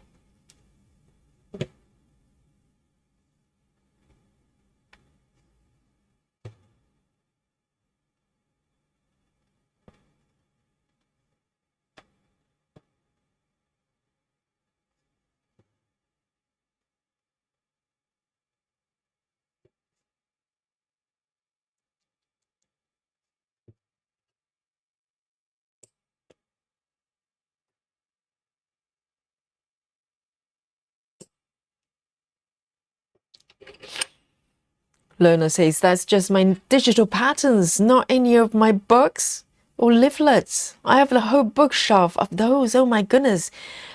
Lona, you have to get busy, you know. 10,000, you have to start at least half of them, right? And Rachel says, what does your needle bore look like? Well, why don't we have a chocolate break and I'll show Rachel my needle bore. Some of you have seen it already, but some of you haven't. So let me introduce to my needle board. Okay, chocolate time, guys, chocolate time. Bring out the snacks and all the snackies and drinks, power stitching, power snacks for power stitching. And here we go. Let me zoom out a little bit so you can see. And for those of you, if you're curious, I work with a master set and of threads. I use DMC and sometimes CXC, and I have dedicated needle boards that I work with alongside with my organizer. So let me push this aside, move it aside. Maybe that's easier. I want to show you properly, okay? And here we go. Hang on a moment. Get it organized. So this is a spontaneous demo for my needle board. So I've got, so this is my master set, okay? And yes, chocolate time. Have a break, have a break. Look at my, look into my eyes, look into my eyes. So this is my master set here with my thread cards, okay? So I've got, I work with those. And then I've got this. This is my needle board. All right. So what it is, so this board is for DMC thread. And I've got another one for CXC as well. And what it is I dock my needles. These are threaded with single strand, so I do not dock my two-strand, double-strand needles.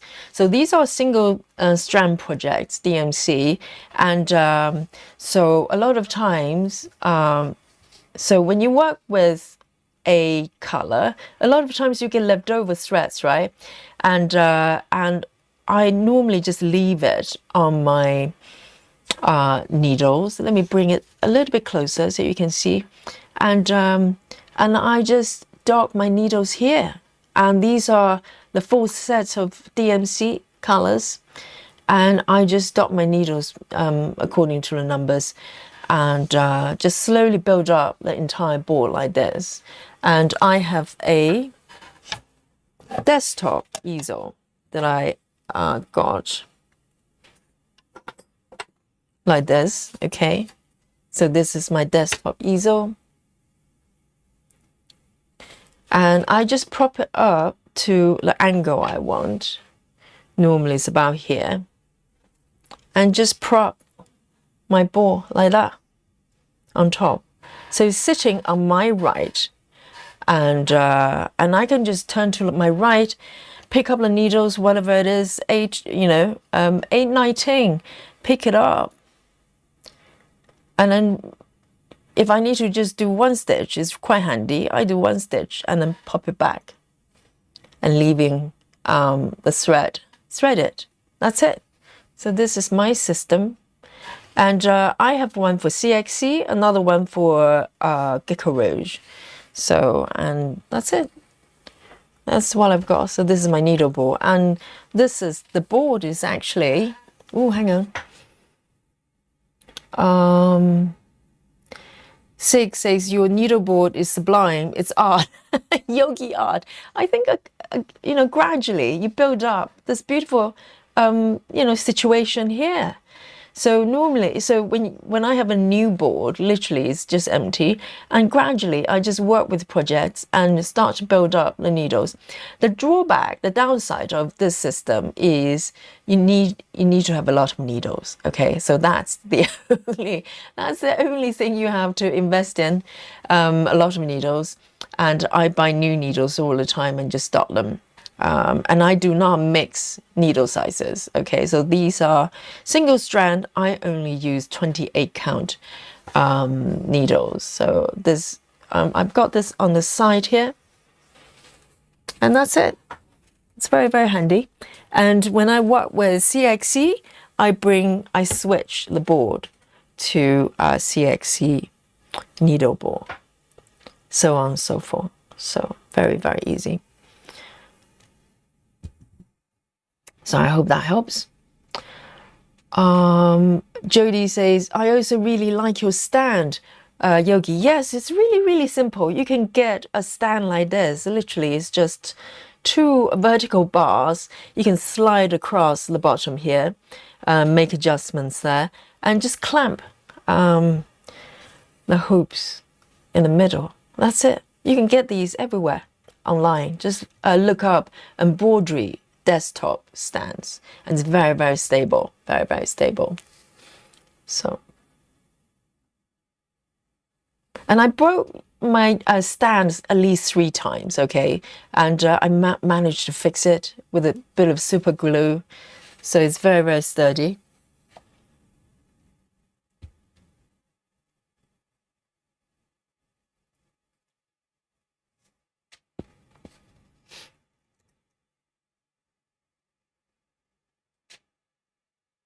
Lynn Ross, good morning. So I think the question was coming from, can't remember who, yes, it was for Rachel. So hopefully that makes sense, Rachel. Sarah is kitting up. Black on black. You don't need to kit it out, Sarah. Just bring out the combs. Just bring out the 310 combs. And you're done. Yes, Sarah is stitching on a little kitty on a black background. Black cat on a black background, I ask you.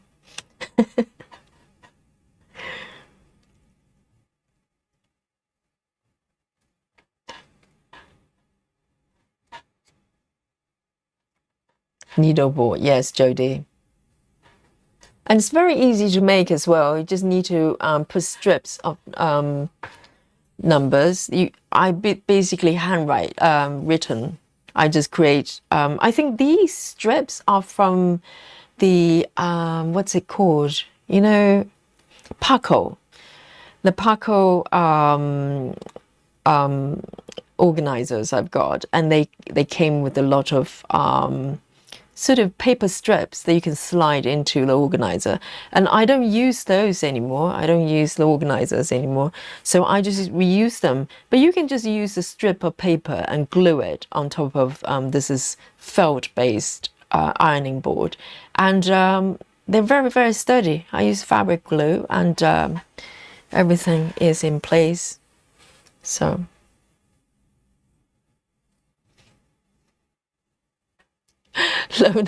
Lona says, I've been stitching for over 55 years, off and on, so you see why I need to hurry. I'm 63 already, and time is flying by. Time is flying by, but you're the pilot, right, Sarah? I remember the quote, you're the pilot. And you can keep flying for another 100 years. I'm sure you can. Yes, chocolate time, chocolate time. So let me bring on the chocolate of my choice today. 72% Dominican Republic dark chocolate. It's a mouthful, and it's quite lovely actually. It's slightly coconutty, but I like it. So I'm going to take a piece and bring out your snacks. Jody says, I just use a hoop on my lap. Okay, I think it's much better for the posture to have a stand. I really do. I think, you know, if your spine and the back is still good, you want to keep it in a good condition. You don't want to wait till it starts to feel a little bit strained. I think having a stand, I would really recommend working in front of a desk. It's really the best setup. And I know I do have a Lowry stand as well, but even when I use Lowry, I don't sit on the sofa. I sit in front of the desk. And I never had problems with the shoulders and the elbows and wrists, because you just want to keep your body in the most neutral and comfortable position. When you have a hoop kind of just, you know, there, not being fixed, you have to constantly adjust your body in order to kind of work with it. And, you know, eventually it will create problems if you're not careful.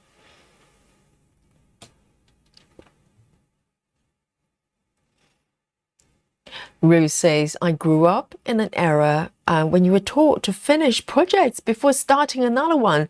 Turns out I didn't learn that lesson very well. But Rose, I don't know. Depends on when we're talking about. Maybe projects at that time was a lot simpler, you know, a lot smaller. So maybe that wasn't too bad. But now, this type of project, you know, if you want to do one at a time, good luck. You know, you're going to be in the same world for a long, long time. Jackie says, does Dolly ever tried to attack needleboard? My cat Rosie will go nuts. No, Dolly's probably got used to it. I don't place it somewhere that she will kind of walk into. Not really. I propped the board against a shelf, or slightly higher location. So Dolly's not curious. Dolly has better things to do. There are squirrels out there and pigeons and everything. She's not bothered with the needleboard. She probably goes, oh, that's really boring. But I'm not sure about other cats. Maybe they're curious, aren't they? So, lovely chocolate. It's very coconutty. Very coconutty.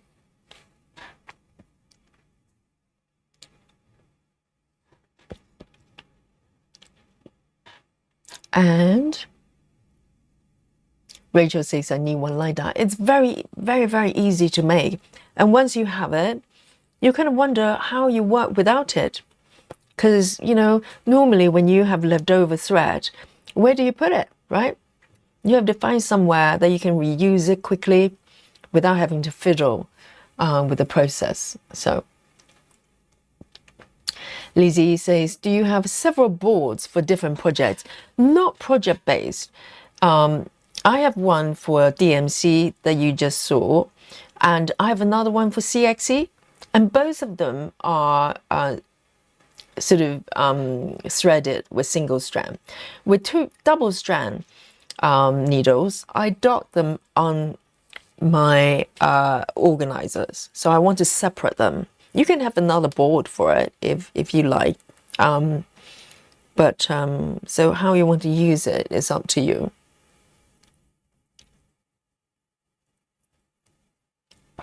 Hey Bex says, good morning everyone and happy holiday. Oh, work is finished for the year and it's time to stitch. Exactly, Bex, yes, join in. Exactly. Quite a lot of you probably start your holiday break, and what is better to do during holiday other than delicious food and being with the family is stitching together, right?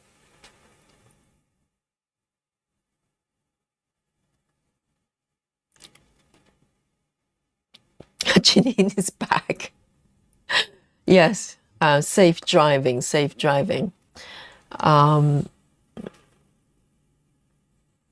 Janine says the black on black piece, the Sarah's doing, will be easy for color flow. I suppose. I don't know. I'm sure there are still subtle changes of colors, right? This is heaven and earth charts we're talking about. A lot of subtlety in colors, so quite possibly there are just different shades of black. Who knows? Sarah is going to tell us.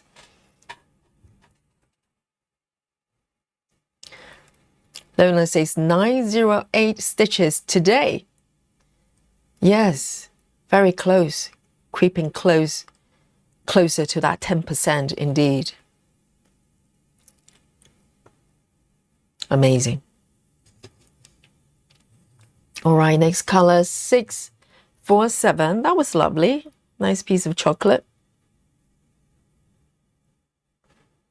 I'm going to take a sip of my coffee as well. Serena, 99. Have a lovely night. And Chelsea Summers has just joined us. Great to see you, Chelsea.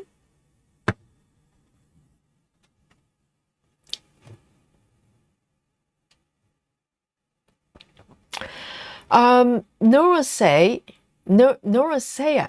yes, welcome, says, do you have a video on how you set up your master set? I do have a short clip posted on the video section. So we're on live stream, right? There's a video section. It's not so much how to make it, but I do have a short clip on how I use it and how it works. So maybe I will eventually do a stream to show you how I do it. Maybe not that far away from now, because I'm looking to build a new set because my CXC organizer is falling apart because I abused it. Okay, that's me. And so I might do a stream to show you how I put that together. That's a great idea, actually. So stay tuned, okay, Nora? And I think because I'm updating my template there, and that's free for you to download. So I'm going to update it, and maybe it would be a good opportunity to do a demo, so you know how to put it together for yourself. So I'll make sure that I put it on my list to do.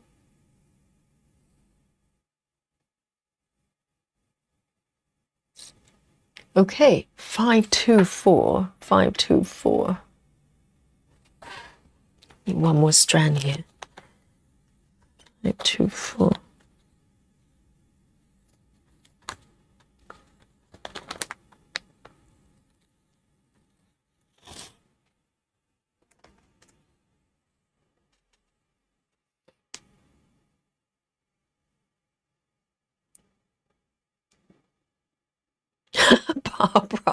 Barbara says to Lona, I don't know where you're coming from. I've got 10 years on you and seems like 500 projects waiting for me.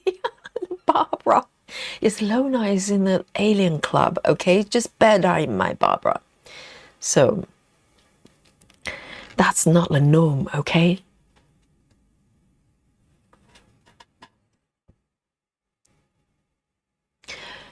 Nuala, night night.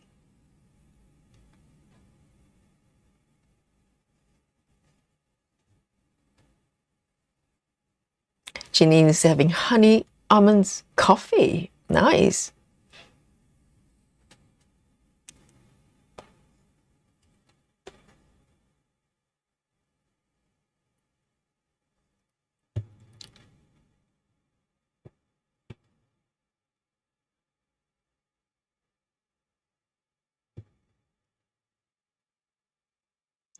Okay, 2.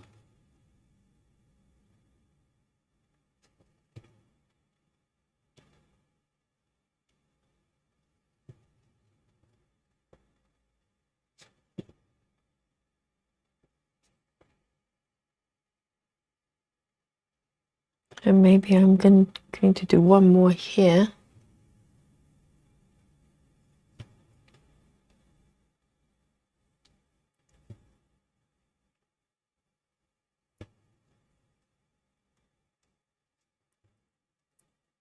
There.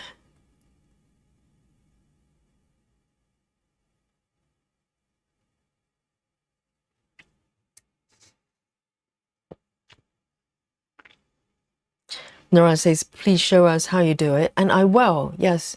Once I get the template updated, maybe we will do a special stream. And you can watch me putting the organizer together.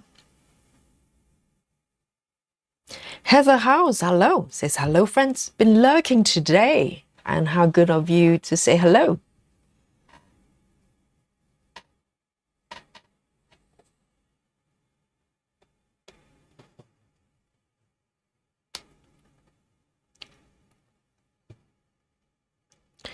Travis says, Marek is sleeping beside me on the couch. I think he's dreaming about drinking a bottle. I'm sure. He's doing drinking motion in his sleep. That's so funny. It's like kitties. Cats do that, don't they? They dream and they sort of, you know, whack around like they're fighting. They're having a fight. Just like cats, Marek is just like a kitty. That's the only parallel I can draw. You can tell that I don't have babies.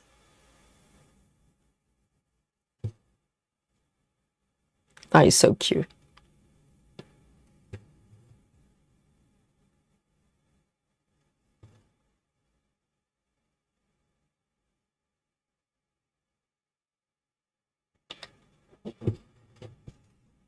There you go. Something's happening here.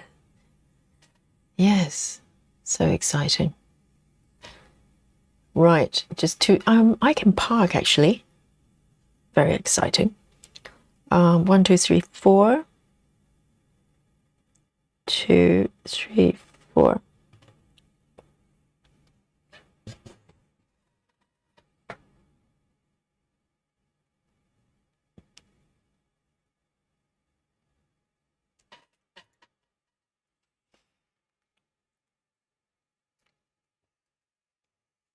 Yes, 6. I'll probably look to do it. I'll definitely test out my updated template, and then I'll show you how to make it. It's very simple, but it would be good to have, kind of an instruction just in case people are wondering.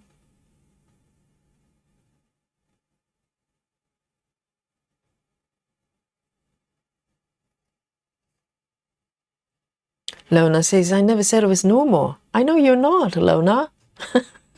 Do not fight it. If you're an alien, just be happy being an alien, okay? Lona says, I view myself as unique. Yes, in an alien kind of way, Lona.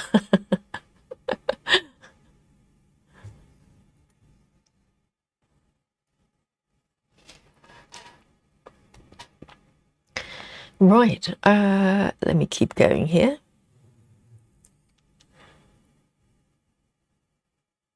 So this one is a yellow thread, just 1 stitch.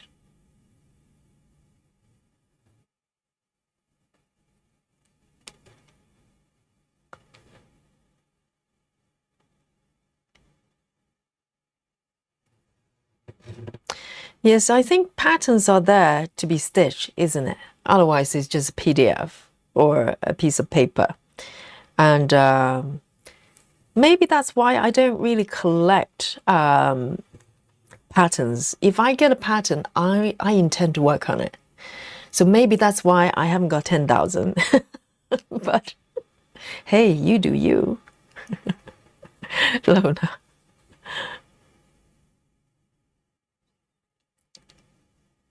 Oh, I've got 5 stitches here. Hooray. 3, 3, 40. 3, 3, 40. Oh, it's like Christmas. 5 stitches.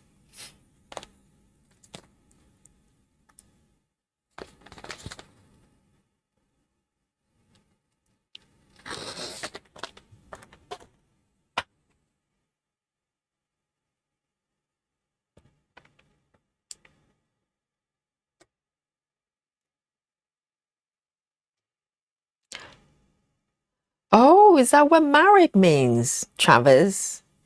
Travis says we found out it means famous or powerful. Ruler. Oh dear. Yes. Wonderful. So Marek is going to grow up becoming a famous and powerful stitcher and a puzzle player, if there's such a thing. Yes. Marek's going to be very busy.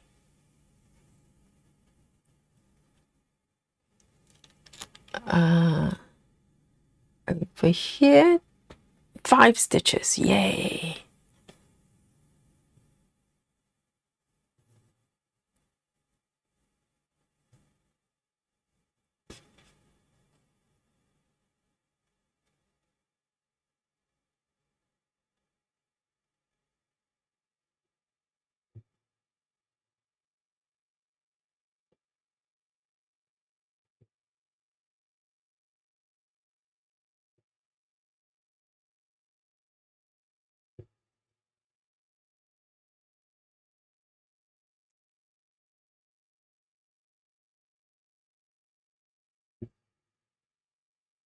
One, two, three, 4. I could keep going. I'm thinking whether I should just keep stitching. Why not? Yes. Go for it.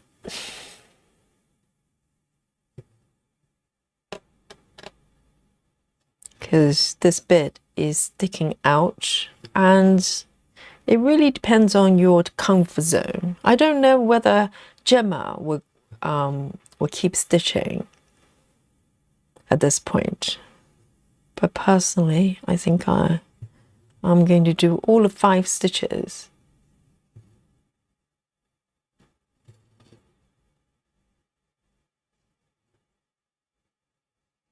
And then park. 1, 2, 3. 1, 2, 3.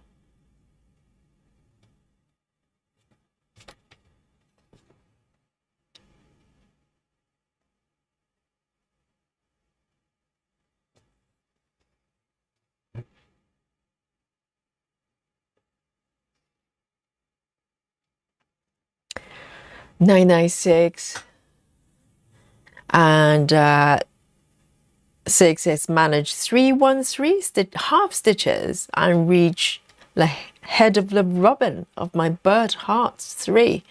Well done, 6, and have a lovely restful Saturday night rest, and I'll see you later, 6. 99.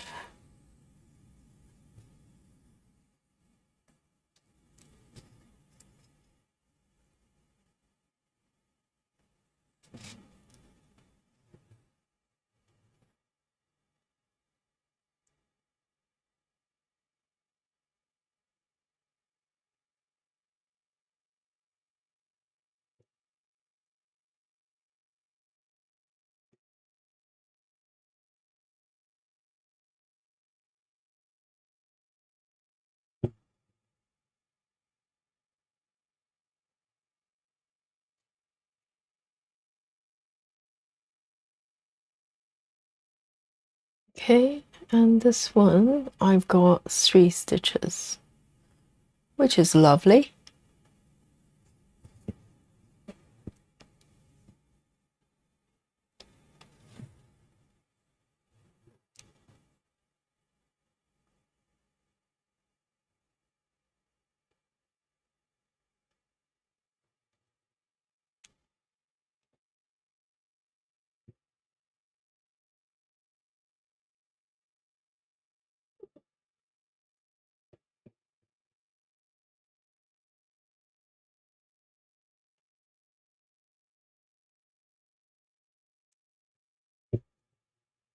See you later, Lizzie. 99.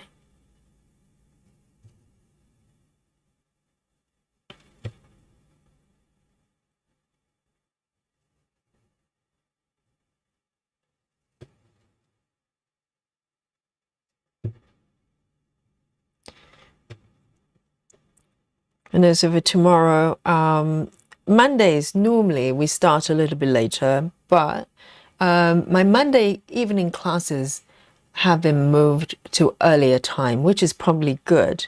So going forward, Mondays will be kind of regular time, and Fridays we're still starting a little bit later from next week, from next year anyway. But for the remaining year, regular time. Just give you a heads up. And tomorrow, no, I was thinking tomorrow is Monday. No, tomorrow is Sunday. So, lost count.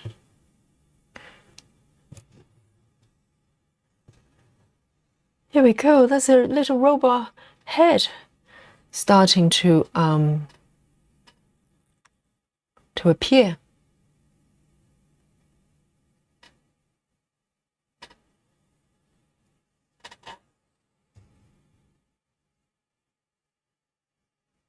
And let's have a look.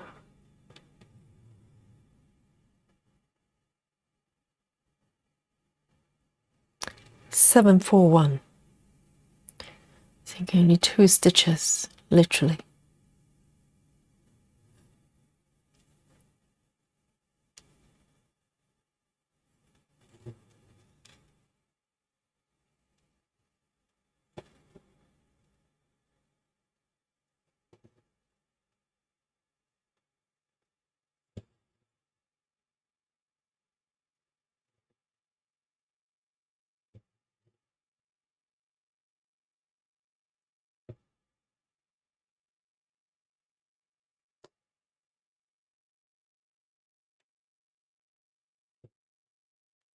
And I'm not sure if I'm going to park.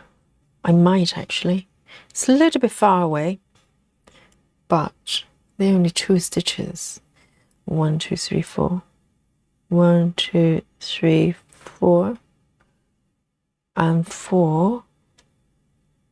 1, 2, 3, 4, 5.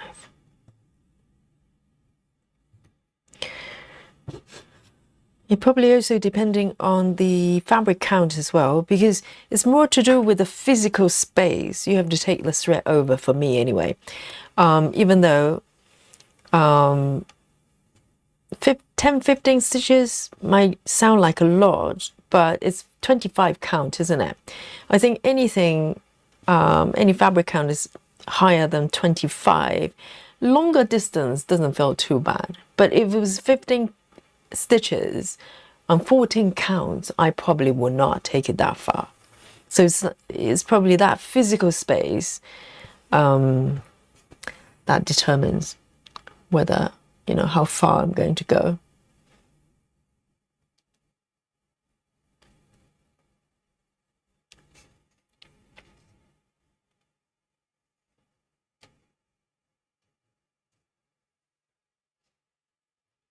Okay.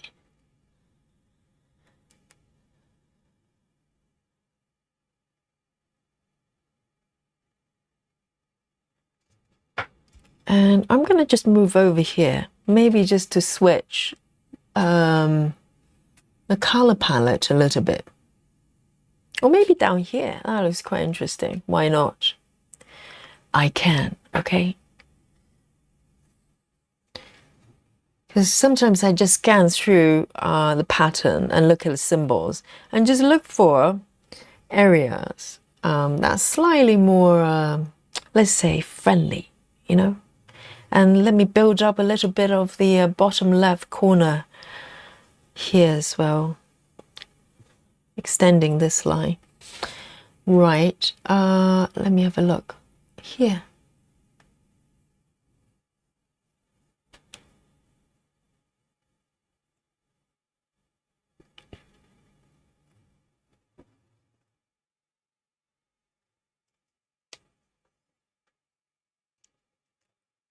So this area has a lot less color changes.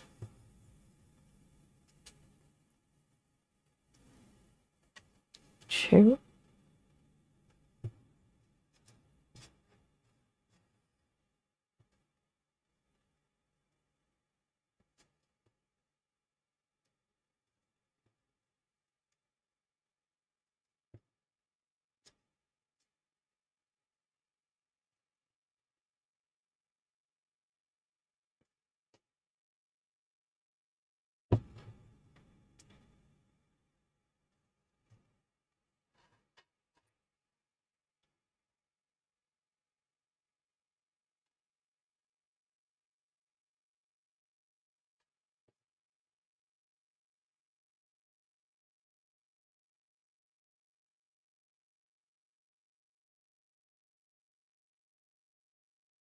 All right.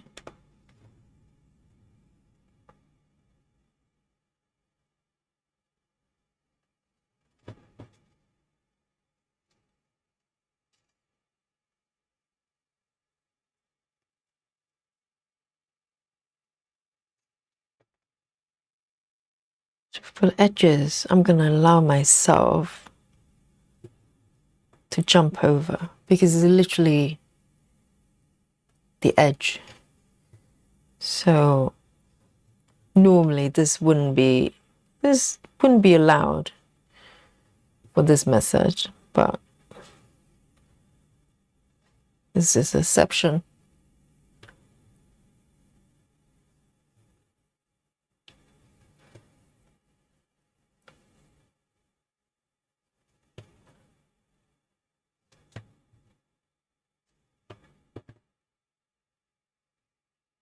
One, two, three,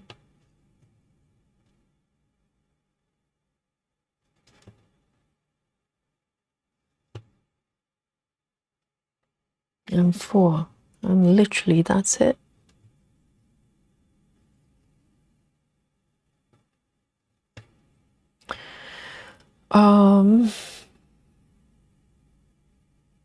I could part one block away, but I won't do that because it's going to take a while for me to get there. And so with parking, you also want to think about when you part the threads somewhere, right?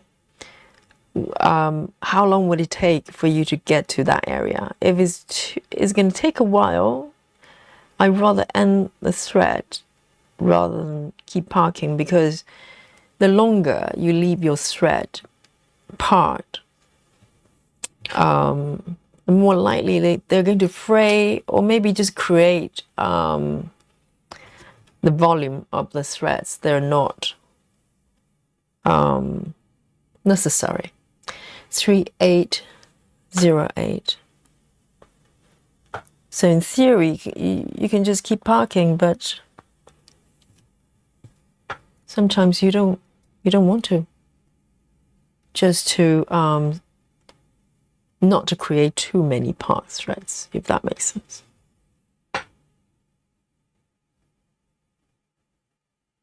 All right, and this color, I can just keep going for a little bit. Tracy Parker says, no, skip 2 stitches down on the last stitch. Yes, this is totally illegal move for Gemma stitches, but I'm making an exception because it's really on the left edge there. Okay, so Gemma, look away, look away. I'm butchering your method. Exactly. You shouldn't be able to do this. It's floating away. But I'm just thinking about the practicality of it, right? If I didn't do this, I literally have to switch 1, 2, 3, 4, 5 times. What? Did I make a mistake? Oh, okay. Tracy, I get it. You're saying the last one should skip 2, right? Okay, yes. So Tracy's not here to to highlight the fact that I'm making illegal move. She's saying that I should have skipped 2 stitches rather than 1. Tracy is watching. I thought no one was watching. You know, people just go, yeah, just a lot of confetti, Yogi, and oh, I'm glad to know. I'm very happy to know that you know, some people are watching. Tracy, round of applause for Tracy. Yes, nothing escapes the chat. Yes, so I think I'm gonna just remove it instead. Okay, and I'll come back to it when I get there. Yes, that's right. It's 2 stitches. I got carried away. So, well done, Tracy.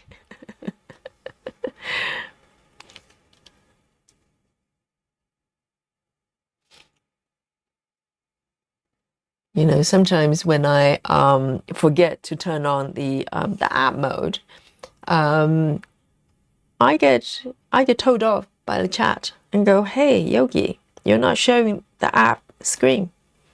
Are you trying to hide something?" You know, if I don't show it to you, you wouldn't know, right? Very cunning.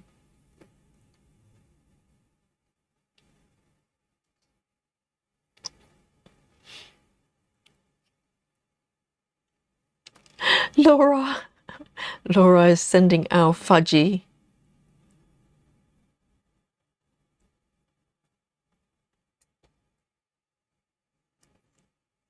Tracy says, yes, I'm a perfectionist, or just, you know, paying attention. That's remarkable.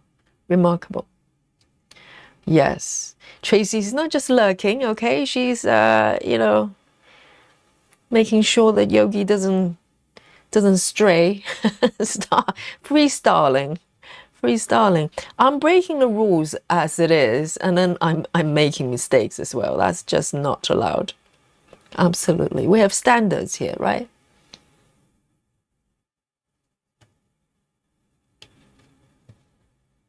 So I remove that stitch, okay? It's gone. No one would need to know.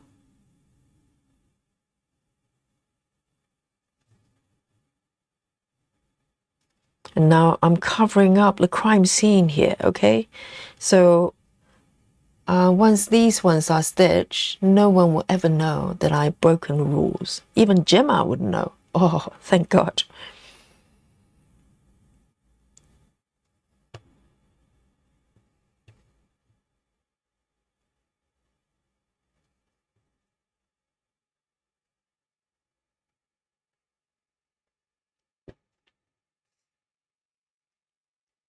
Rochelle.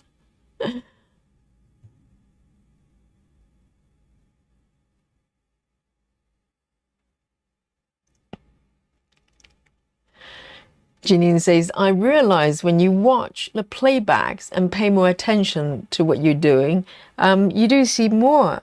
There are a couple of boo-boos in the chocolate shops. I was telling the TV. Oh dear, Janine. Was it during replay? Because replay, there's nothing I can do. What's done is already done.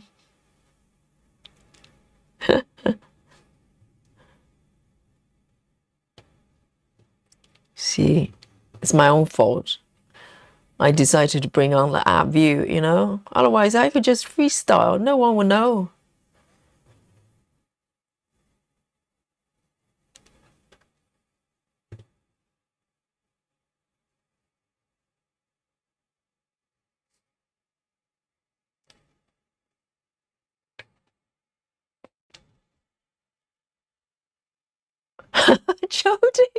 Jody, are you playing Power Wash Simulator while I listen to Yogi?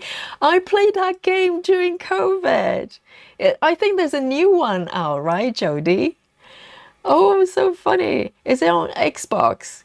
Because I had the Game Pass during COVID because everybody was so bored, right? And there's this game called Power Wash Simulator, and it came out, and it's kind of a low budget game, and it just turned into a hit during COVID because it's just so therapeutic. So as it says on the tin, right, it's basically simulating the power washing. You know, some cleaners, you know, cleaning people, professional cleaning people, they go out and have the jet washer. And it's really, really powerful. So your task will be try to clean up a really, really dirty, you know, a park or whatever, or a car. And you just, you know, blast your jet and make it clean. And it's very, very so therapeutic. And that's what Jodie's doing. That is so funny. Travis says, whenever I hear you mention the fudge frog, all I can think of is the chocolate frogs from Harry Potter. Really? There's a frog in Harry Potter. I've only seen the first one, so the memory is very fadey. And yes, is it called fudgy? Lona says, rules are made to be broken. Exactly. And sometimes we have self-imposed rules, don't we? And then we break them.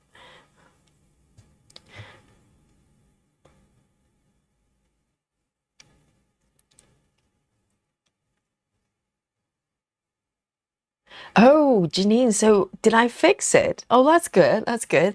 And I did that secretly, didn't I? Sometimes I confess, just in case someone's watching. But sometimes when no one's talking, you know, it looks like everybody's busy chatting about something, then I just secretly fix it without saying it. Now I have confessed. Yes, Yogi is very sneaky, okay? You know that by now.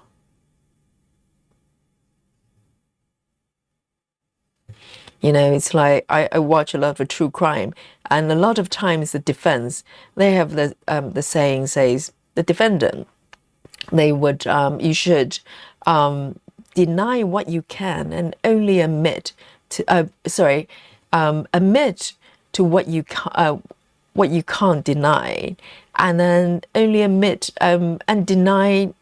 I'm trying to get the quote right.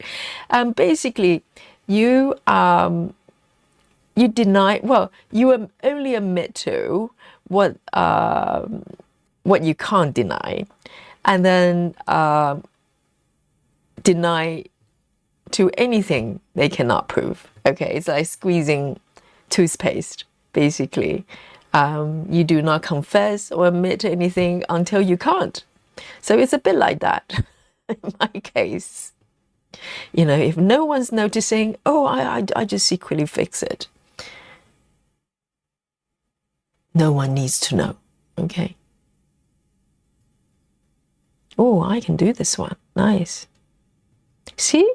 You can't tell anymore that I've broken the rules. Okay, there are a couple of stitches down there, but the crime scene has been cleared up.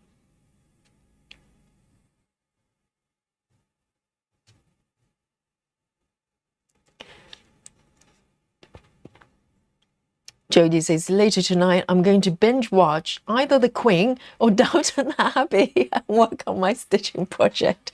Jodie has it all planned out, you know, a little bit of a power wash simulator, and then a bit of Downton Abbey. Why not? What a combo.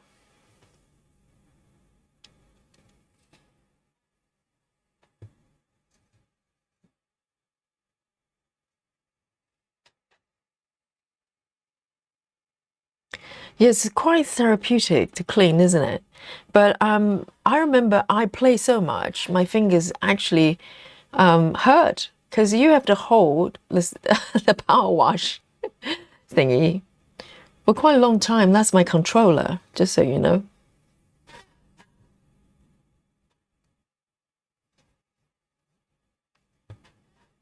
And it was a big hit. I think there's a second one coming out. I hope they haven't ruined it. Because quite often, if you have a hit, and they try to kind of tweak it, make it more fancy, and lose this kind of simplicity to it.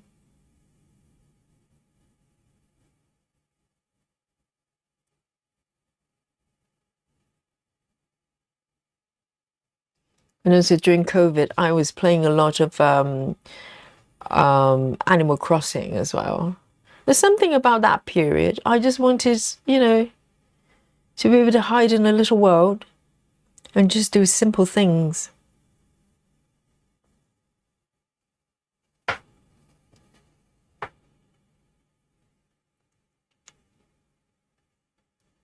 Ah, Jodie's playing 2 now. Is it better than the first one? I think the first one, I actually managed to clear most of the missions. I didn't get to the end. I don't know whether the game has an end. Maybe not. What will be the end? The power tool breaks, probably. That will be the end. But yes, I cleared most of the missions.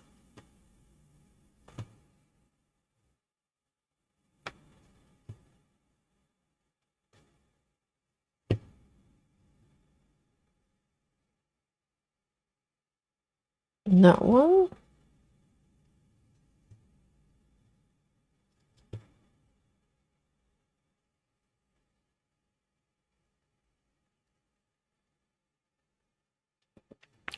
Travis is having power snack. Tomato basil rice cake. That sounds very healthy. Tomato basil rice cakes. That's very healthy. Power snacks. I am going to do this one and then park.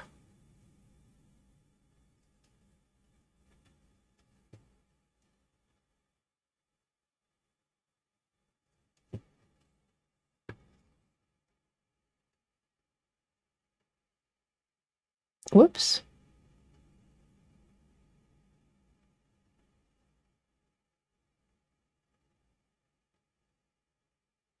Right. Nice and easy here.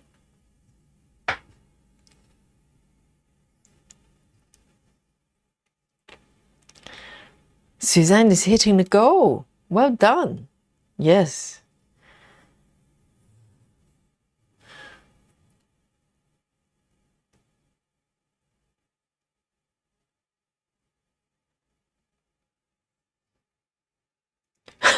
Jody. Oh, Jody says it's just as fun. They did better job with the shop. Yes, they probably have some budget to work on a better game because they probably sold a few copies. And Jody says, I'm cleaning the inside of a church right now. Oh, there's some, some corners, some, nook and crannies. It's so hard to clean, and you have to upgrade your tools so you can get special tools for, tricky areas. Jody says, Yogi, you might like Stardew Valley. I have played, yes. But it's kind of a game that you can go back and play again, can't you? And it's an extraordinary game. It's developed by a single person, just one guy. He may be, is it American or Canadian? I can't remember. Single person, and it's one of the most popular games. I don't know if it's all time, but it just shows one single person with a vision can do so much. Yes, I have played that game. Rose says, I've never heard of the Power Wash simulator game. I did quoting during COVID. Rose, are you a gamer? Have you got like a console or something? If you don't, then you probably wouldn't know the game exists. Yes, quoting is quite nice too, just as relaxing as power washing.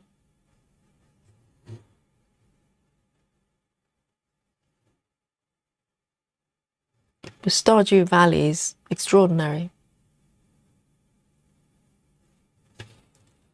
So the guy who built the game, literally, he's a graphic designer as well, and also a developer, which is quite a rare combination. I can do the graphic bit, but programming, no chance. And he's done it all. He's done game design, graphic design, coding, programming, and all the rest.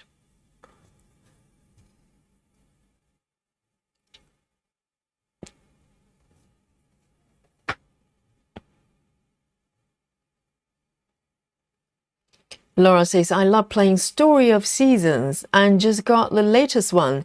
But a storm hit my farm in the game world. Okay, don't panic.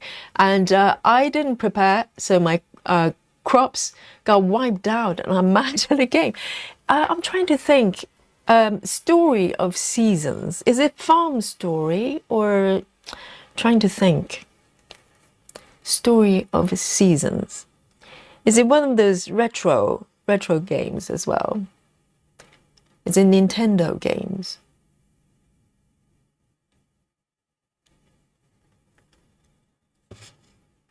I love that kind of games because it's, I can't play action games to save my life. So that's totally out of my menu, And I can play puzzle games or something that takes time, like Stardew Valley or simulation games I can do because I don't have to compete with time.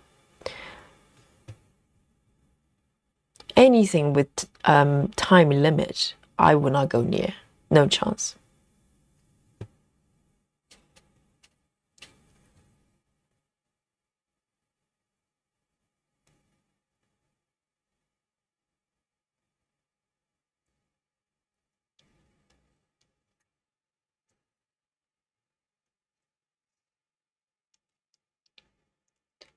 Suzanne says, I'm going to have a power snack and then go to bed. That sounds like a plan. Suzanne, yes, enjoy your snacks and have a lovely, lovely rest as well. Well done. Everything is on, schedule for Suzanne. And she's going to hit that deadline by the end of December, right? And we're going to have a completion to celebrate. Suzanne says 3,729 stitches to go. You can do it, Suzanne. Absolutely. Suzanne has a grand plan.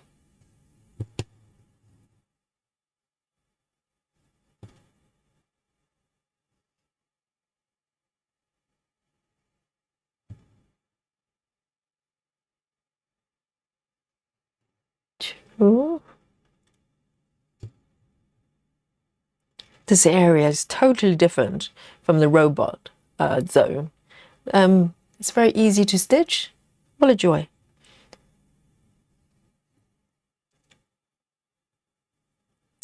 So I like to switch back and forth because if I stitch in an area it's got a lot of single colors, I get bored as well. And I crave for a little bit of confetti. So this method is just great. I can just go wherever I want along the diagonal area border.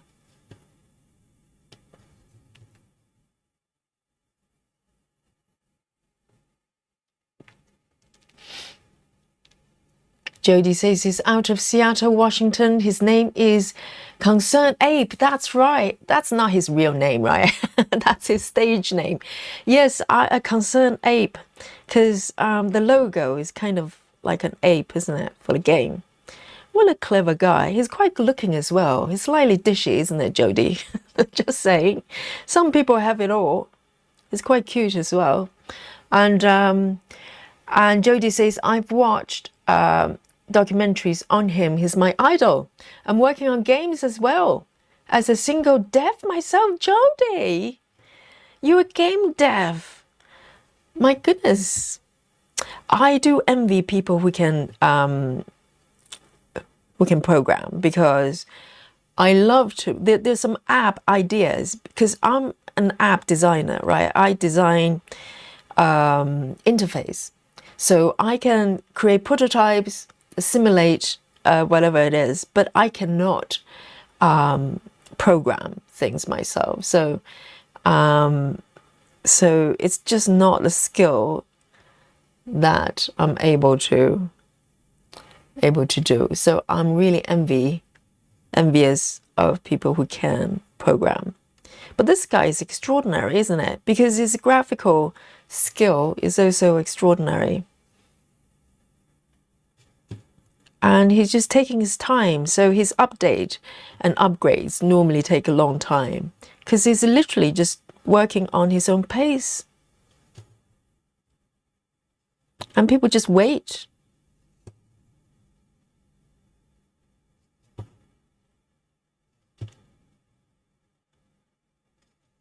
I love it.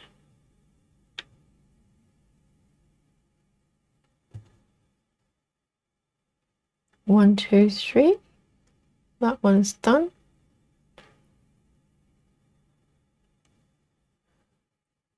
Two.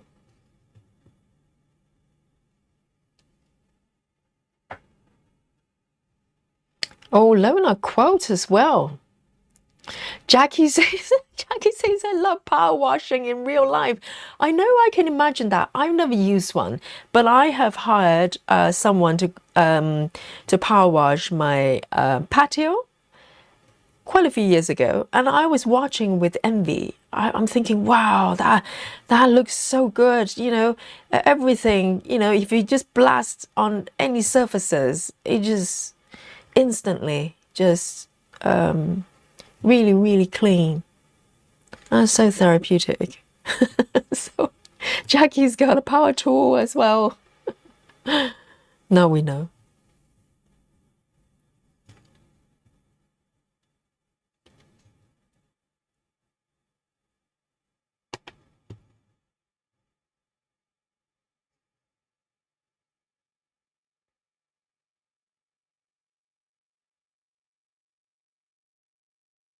Oh, so Jodie's a techie, huh?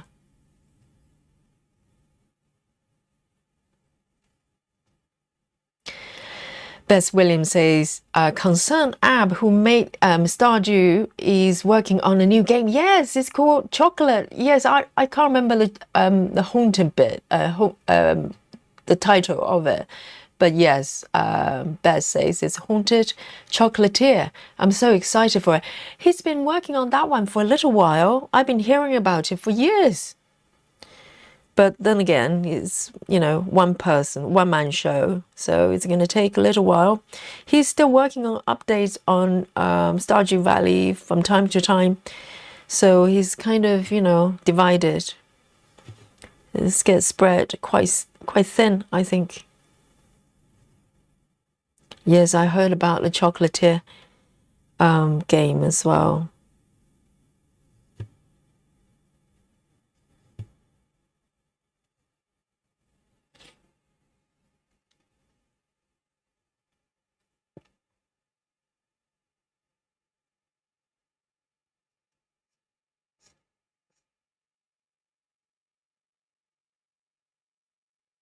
Laura says Nintendo game is a farming game, similar to something like Stardew Valley, but has a lot better graphics.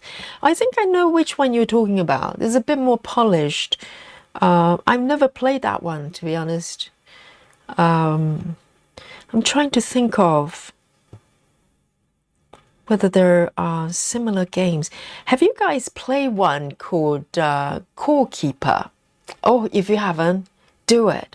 It's kind of more actiony Stardew Valley, really.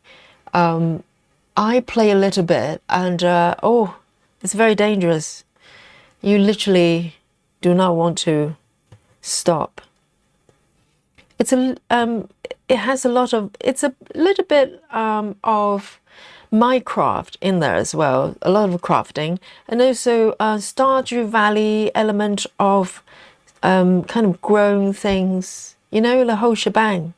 And it's such a clever game. I think it's developed by a small team in Sweden. I think Sweden, yeah, not Switzerland, Sweden. And I think Minecraft is also Swedish, isn't it? It's got a certain kind of feel that's quite similar. But Core Keeper, it has very similar style to Stardew Valley. It's that retro look to the game. If you have not played it, maybe don't start, because it's very dangerous. You'll have no time to stitch.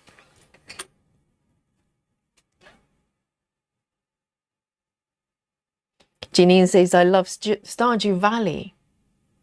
Yes, me too.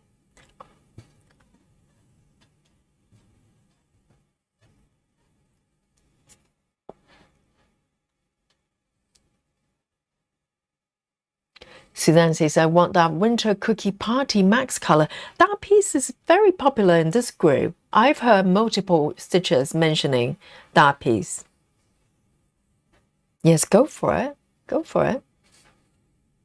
Rose says, I wouldn't call myself a gamer. I have played Mario Brothers, Space Invaders, and Pac-Man. Rose. Yes, things have changed a little bit now. I'm dating myself now. Yes, that's so cute. Oh, I love that, Rose. That's so funny. Yes, Pac-Man. Yes, things have moved on a little bit from Pac-Man. Maybe you should give, you know, Stardew Valley a little try. I mean, Stardew Valley, it is technically a retro-looking game, right? There's a whole genre of games. They kind of made to look a little bit like games back in the 80s or something, you know, with pixel art. And that is quite charming. It's quite charming. If it's done well, it's quite charming.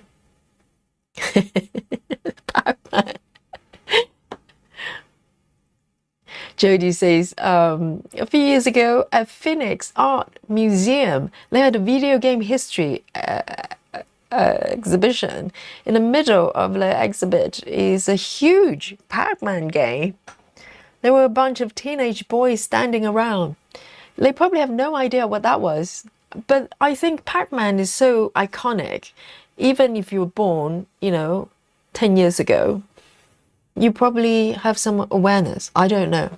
I'm just guessing. 722.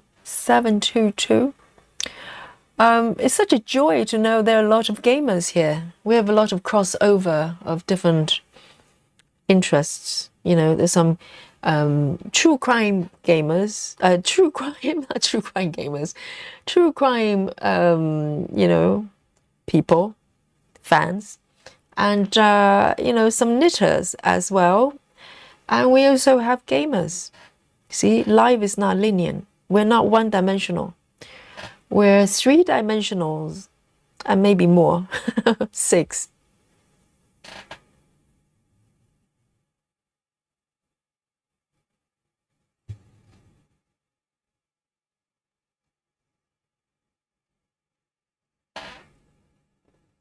Lona says 1800 stitches to go.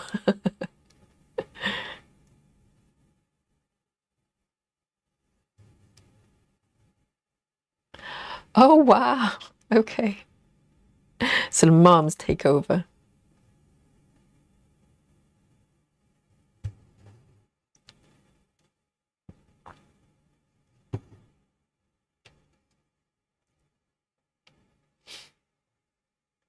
Jody says, I'm a software engineer, but lack in design department. Oh, we should team up, should we? Yes.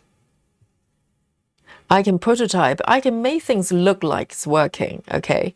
But underneath, it's just prototyping. But programming, no way. I can do a little bit of HTML. That's as far as I go.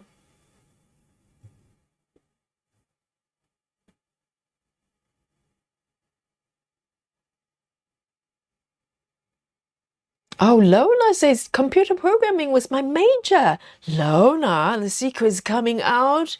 We've got some techies here. Hardcore techie.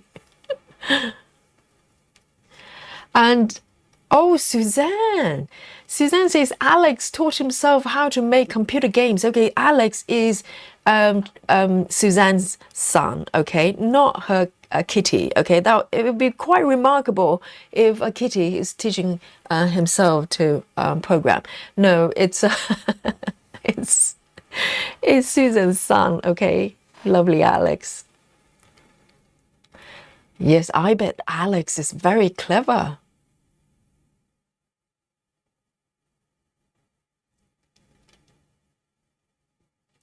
All right, 436. 436.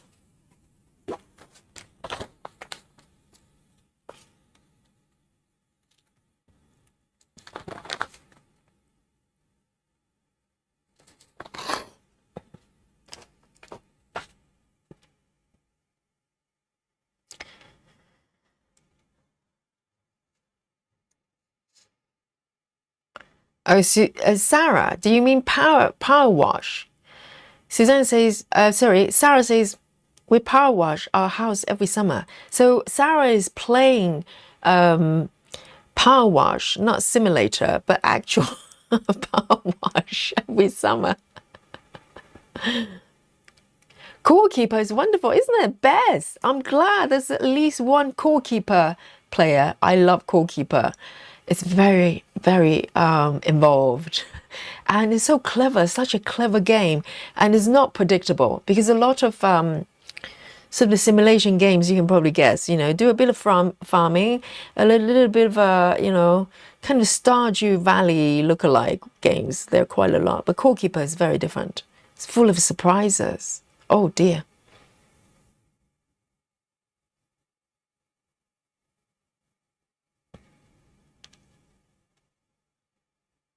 Suvi 99.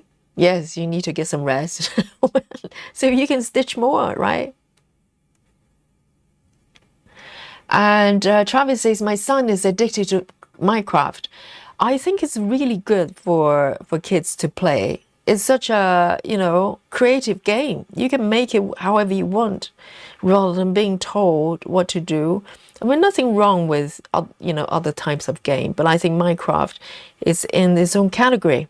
And I think Core Keeper, I think your son will love Core Keeper as well. There's some similarity to it, but I do love Minecraft as well. So, you know, every couple of years I go back and do a round to try to start a new world, and and then just, you know, do a little bit, because they do have upgrades, so sometimes there are new bits that you can play with, but fundamentally it's been very similar as a game for a long time.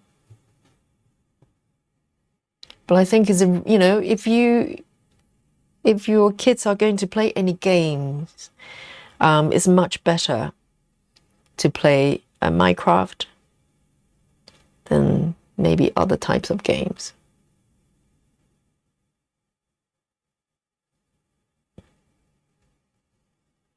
All right, yeah, I'm making a little bit of a progress on this end here.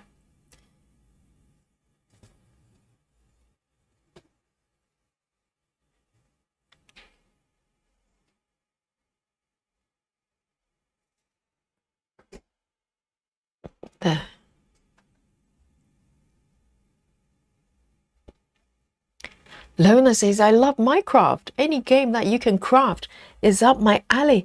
Oh, then you're probably gonna love Core Keeper. You know, Lola. Yes. And Lona is probably going to disappear for a little bit if she starts playing Core Keeper. It's really charming as well, and it's full of surprises. I love games like that. Just clever, you know. Janine says, I played Township for years, but then they started getting really greedy and no new stuff to put on your farm. Oh, I've never played that one. What platform is that then? Rachel Morton says, I play Super Mario Bros. Duck Hunt. That was the best. The bummer was you couldn't save it. So you have to sit there for hours to get to World 8. Really? So you have to keep going, and if you die, you die. I cannot play Super Mario to save my life. Anything requires coordination and timing and time limit. I just cannot do it. I get really, really stressed, and I'm terrible, terrible at it. So Super Mario, my brothers were playing them, but growing up, I never really got into it. I just couldn't. So I had to play puzzle games. I play a little bit of Zelda. I love Zelda. 169. 169.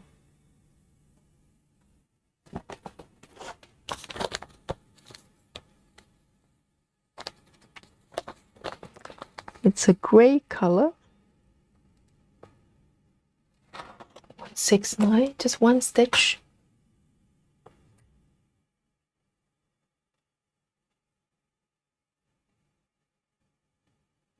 I haven't played Pokemon games for ages. The review isn't great though for the new Pokemon game, which is a surprise because it's kind of a flagship games for Nintendo, isn't it?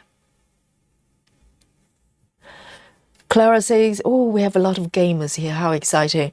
Clara says, did anyone ever play Frogger and Space Invaders? Oh, I haven't. Jody, you've got a very good point. Jody says, I think stitching is so much like pixel art. Absolutely. It's basically building images with pixels, isn't it? I mean, ultimately, that's how computer works. But now we have so many pixels, we can no longer see the actual pixels. But yes, exactly. It's like building with little pixels and to build up an image. Yes. They're parallels.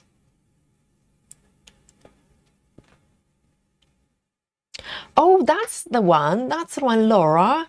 Laura says, I've been playing Harvest Moon Story of Seasons for decades, so it's hard to like Stardew Valley for me.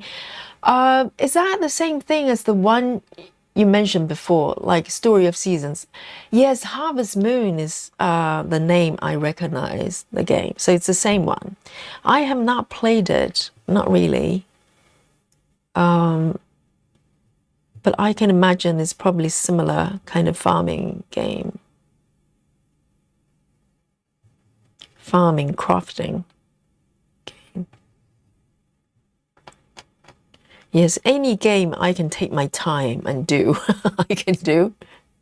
Otherwise, no chance. 1, 2, 3, 1, 2, 3, 4. 1, 1, 2, 3, 4. 1, 2, 3. So I'm trying to count so I don't park incorrectly.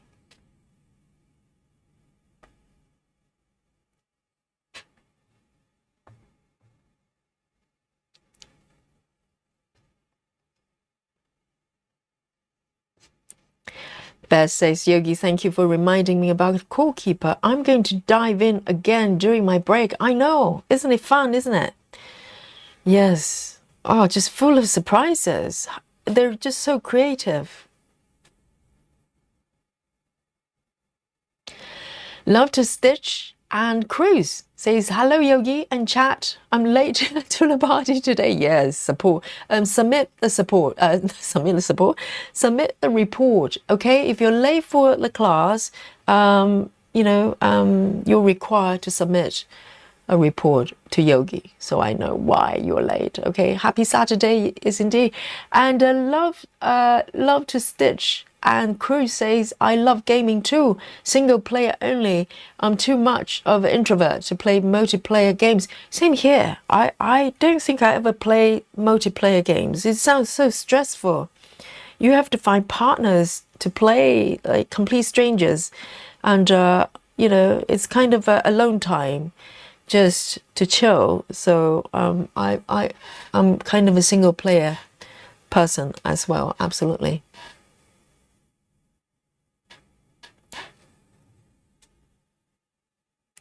Rachel says, my 3 favorite games are Minecraft, Sims, and WoW. Okay. I have not played WoW. Okay, World of Warcraft. That looks too scary for me. And Sims, have I played Sims? Maybe I have tried it, but didn't really, get my teeth into it. But Minecraft, I have played extensively. Because it's basically a sandbox. You just make it into however you want it. You can go on adventures, or you can just create a farm and just stay there forever. It doesn't matter. I love it.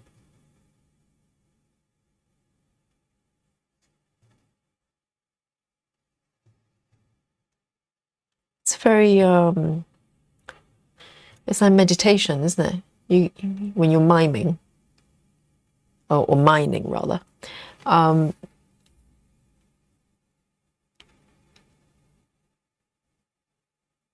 It's very much like a cat, Suzanne, referring to Alex. A very clever cat. See you later, Jody.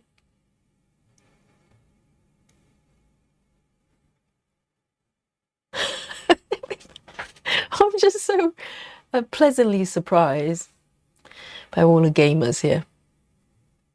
So Township is a mobile game. Okay, I have not played mobile games for a while, even though I dip in and out of Candy Crush. When I'm waiting for something, sometimes I play a little bit of Candy Crush. All right, 3822, 3822.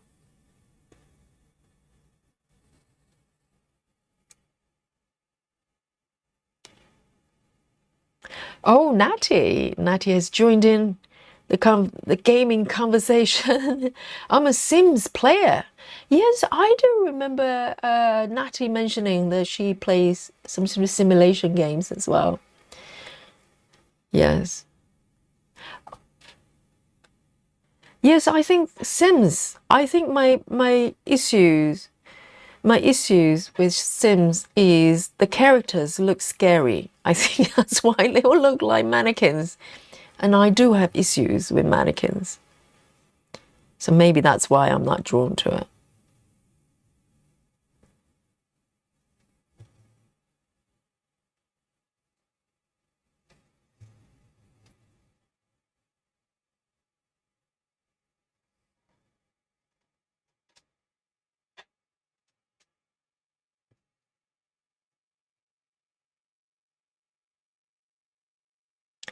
Jenny says, I can't play Sims. My people are always unhappy.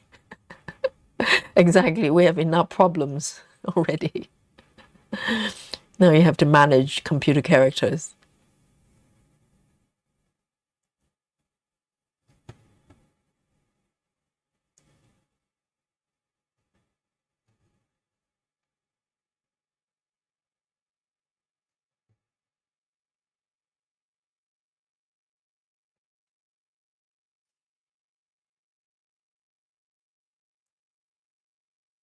Samantha says, I'm finally done baking now, stitching with you. Oh, it feels good to sit down. Oh, yes, sit down. So the house is probably smelling really good, right? With baking.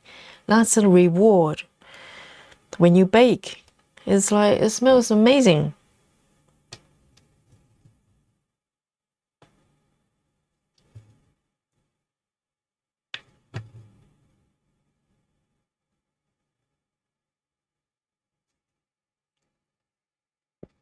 Laura loves the seams.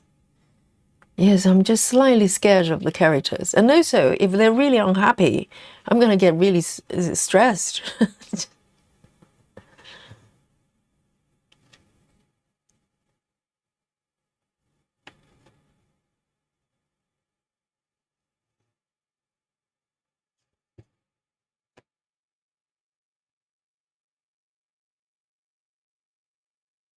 Okay, I'm going to skip 2 stitches and then park it here.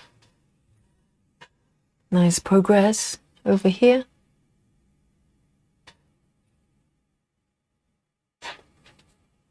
Let me take a sip of my coffee.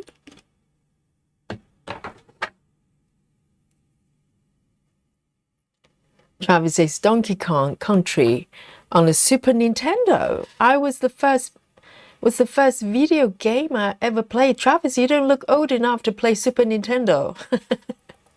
Yes, I cannot play games like that. I think it's a King Kong. It's like an ape, isn't it?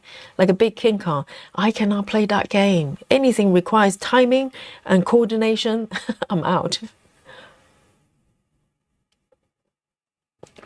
Ginny says Harvest Moon is a lot of fun. Oh, there are quite a few Harvest Moon games. I just never really got into it. But I think it's probably very similar to Stardew Valley. Clara says, I used to play Tetris a lot and I play on my Game Boy. Wow. I think Tetris, my dad loved Tetris. So Lona is a wild player as well. Patty says, hello again, been lurking. I play Minecraft. And Paulia, what is Paulia? Minecraft, I know. Oh, I love it. Our stitchers are gamers too, Patty. Paulia. Kind of Sassy says, the only game I ever played all the way through was Plants versus Zombies. Other games leave me cold. Plants versus Zombies. I cannot say I'm familiar with it. Is it computer game or Steam games or?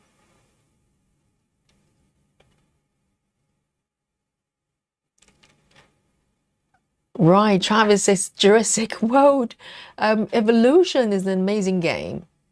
Right, so you can build your own theme park. The thing is, a lot of games that's based on movies, they tend to be a little bit rubbish. So I'm glad to hear at least one good one.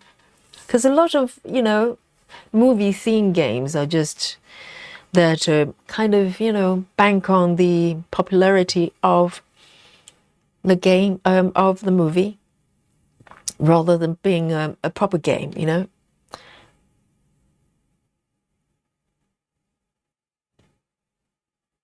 So this one is only 1 stitch. Lona says, Yogi, you can stitch mannequins but not play them. Yes, I know, within reason. So yes, for instance, the wedding shop, wedding store piece, they do have mannequins. But it really depends on the style. If it's not scary, and particularly if it's not close up and I cannot see the eyes, I tend to be okay with it. If it's really stylized, But with Sims, they move. I'm scared. And they don't look like normal avatars. So quite often when you play a game, you've got a character, computer character that represent you, right? You play a certain person. But some of them, I'm okay with most of them, but somehow Sims just look slightly it's kind of uncanny valley, They look real, but not real. So it's more of kind of the style of it that I have, maybe the art style that I have issue with. 3855. In fact, I'm going to move over there and do a little bit of blue actually. I'm doing enough beige as it is. In fact, why don't I move over there? Ooh, a little bit of a 310 coming. Why not? I'm in kind of 310 kind of mood.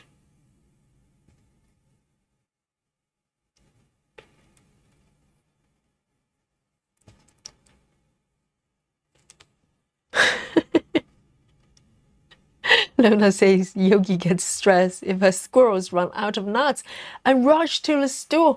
I know, yes. You know, since then, I've been really, really mindful about not running out of nuts, okay? And if I ever run out of nuts, I probably have to go in hiding and pretend I'm not in. Because when the squirrels knock on the door and I don't have nuts, I just cannot. I can't face them. I can't face them. So a little bit of 310 here. I know it's not easy, you know.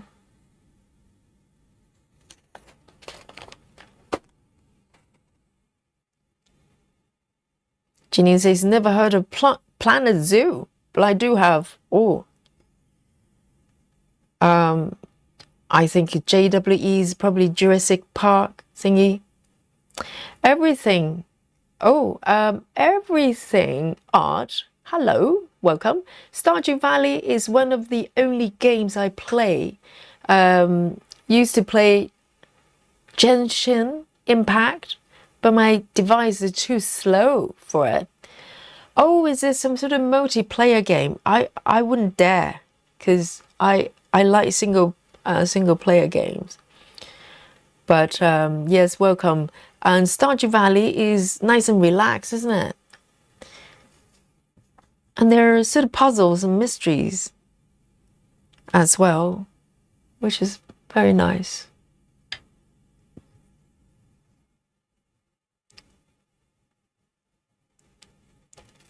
Chelsea says, plant zoo, you can design your own zoo. I see.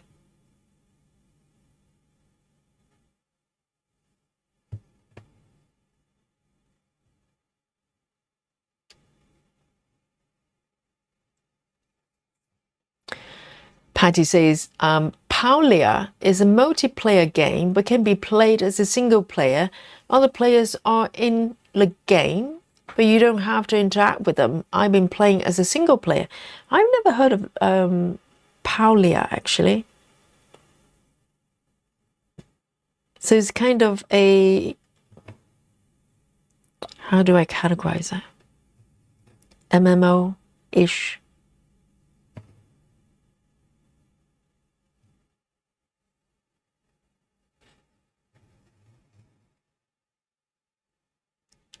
So it's kind of a virtual world, isn't it, Patty?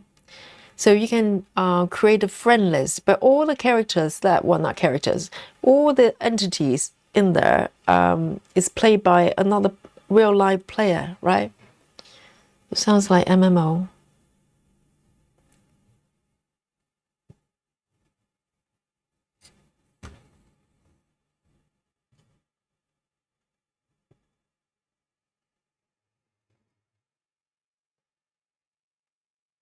Oh, so Harvest Moon and the seasons, Harvest Moon and the other one, the Story of Seasons. They're not the same games, are they? I thought they're the same. Maybe they're the same games, but just different names. I never played them actually.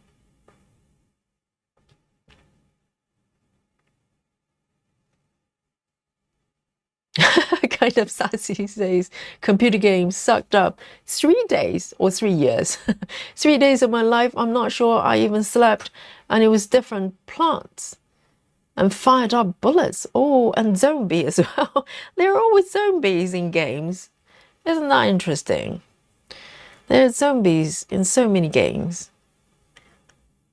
They're a necessity for most games.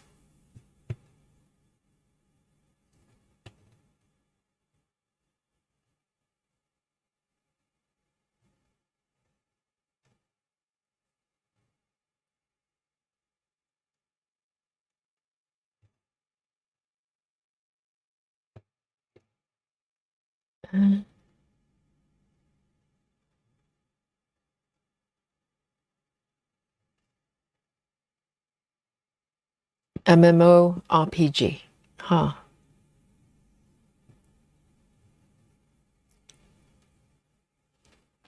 And everything says Genshin is also a single player unless you want to be multiplayer mode. But all the story stuff is single player. Right. I think that one's quite popular, isn't it? It's just not the genre I ever try to play. It's too complicated.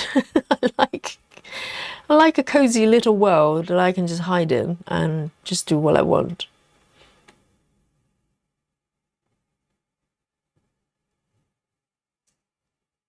Janine says, my brother is at a very high level on Genshin Impact. It's quite amazing what he has in the game. Do you have to pay? I think it's a probably free to play game, but it's never free, isn't it? There's a lot of transactional thing happening there.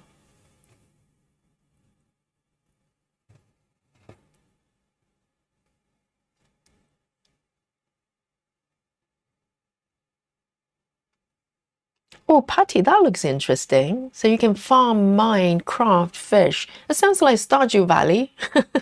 Cook, yes. Build your own home and decorate. It sounds like Stardew Valley.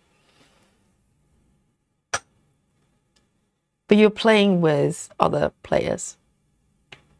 I see.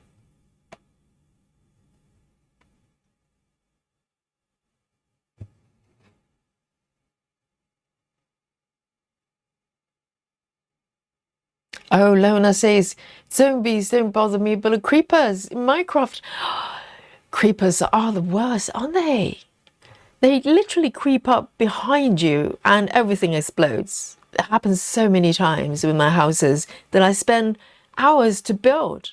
And then they just blow up in a big hole.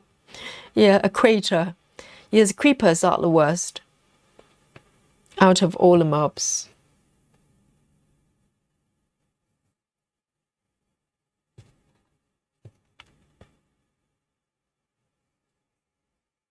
And also, they're mini zombies. I think creepers and mini zombies, because, you know, most zombies, they're 2 blocks high, but the mini ones are tiny, just 1 block. So sometimes you think, oh, yeah, it's okay to leave a block open, and then the mini zombies come in and they kill you. Yes, and the mini ones are scary. Janine says, I don't play Minecraft because of the zombies. I was quite scared in the beginning as well. My first try of Minecraft, I literally wanted to throw the console against the wall because I'm thinking there's no chance I'm able to survive in this world. There's zombies everywhere and they just come and attack you. But gradually you kind of, you realize how to interact with them, like tackle them. It took a while.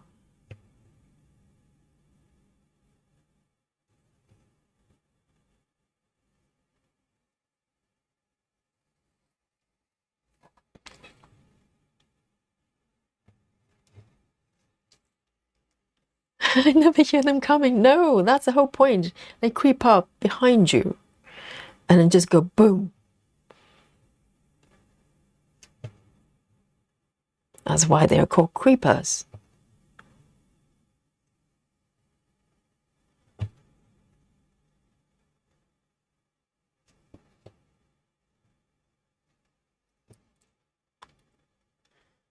I mean, these 310 stitches are going to up my stitch count a little bit to make up for the confetti festival I've got going on over here.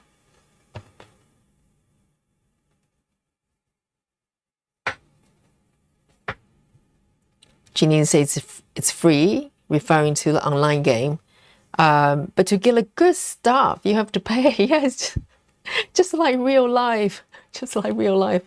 I imagine he has spent quite a lot on that game.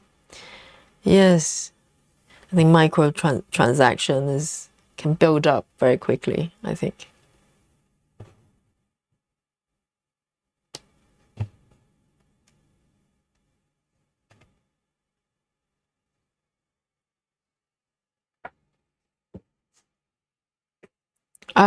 Travis says, did you watch the Minecraft movie, Yogi? No, it sounds like a nightmare. I think it's Jack Black in there. Is it any good? I don't know why I want to watch a movie of Minecraft when it's more fun playing it. Anyone watched it? I don't understand it. Why do they need to make a movie of a game that has no stories?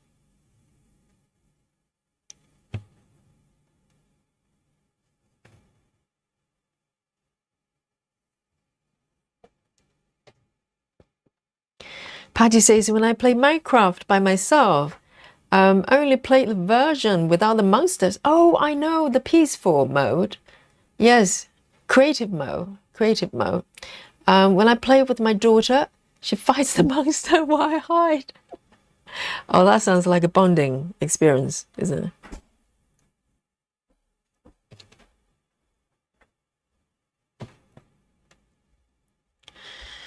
Yes, I think when I first started playing Minecraft, I was really stressed by the mobs. And I think I probably played creative mode for a little bit.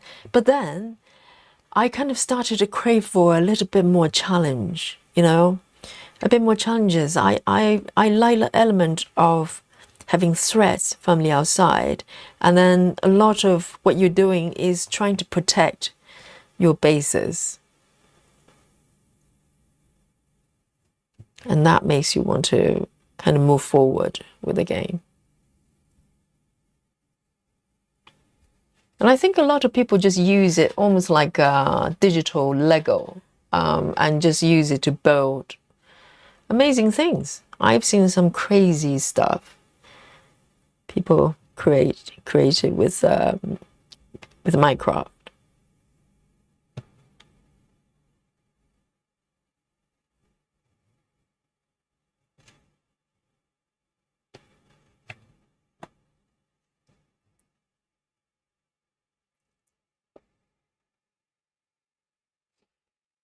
Karen says, when I worked in child protection, I had a family where the parents played Minecraft and both had built complex worlds. The mother did something the father did not want her to do.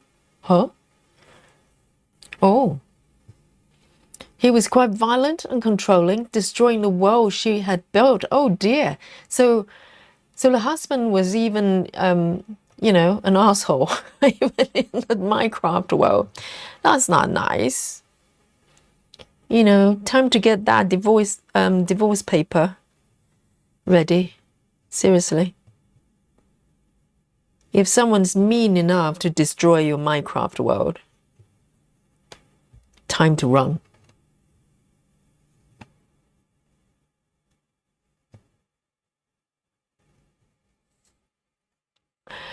Suzanne says, the movie was super funny. Really? I do like Jack Black, but I just do not understand the concept of a Minecraft movie. And I'm glad it wasn't bad. Oh, really? Karen says the movie was sensational. Really? I'm surprised. Wow. Travis liked it as well. Lona, I'm counting down with you, okay? You can do it.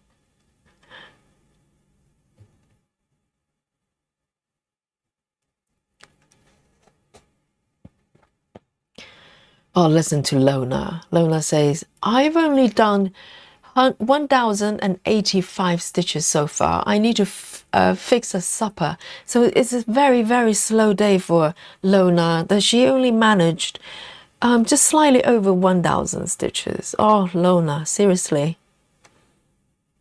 You know, you need to speed up.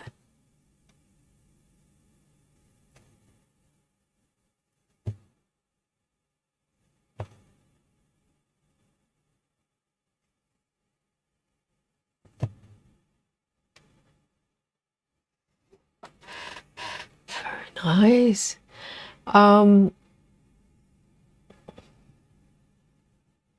Right, so Suzanne says, Alex just built in Minecraft. He doesn't play it. Yes, it's literally Lego, right? Digital Lego and some more.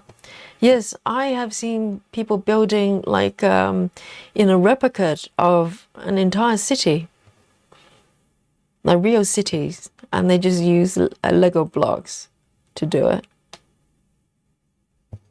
Not Lego blocks, the Minecraft blocks to do it.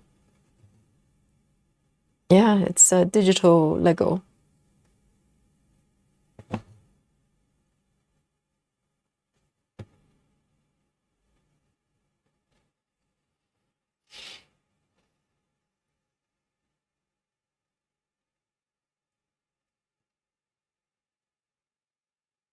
Oh, you haven't started, Janine.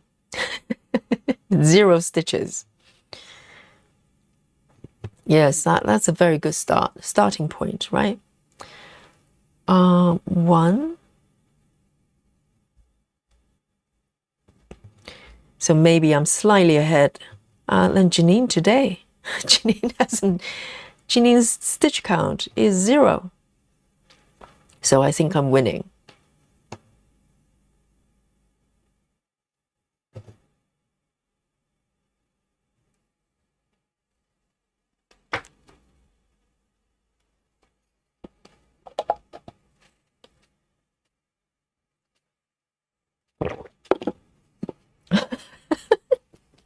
Lona, no pressure, no pressure.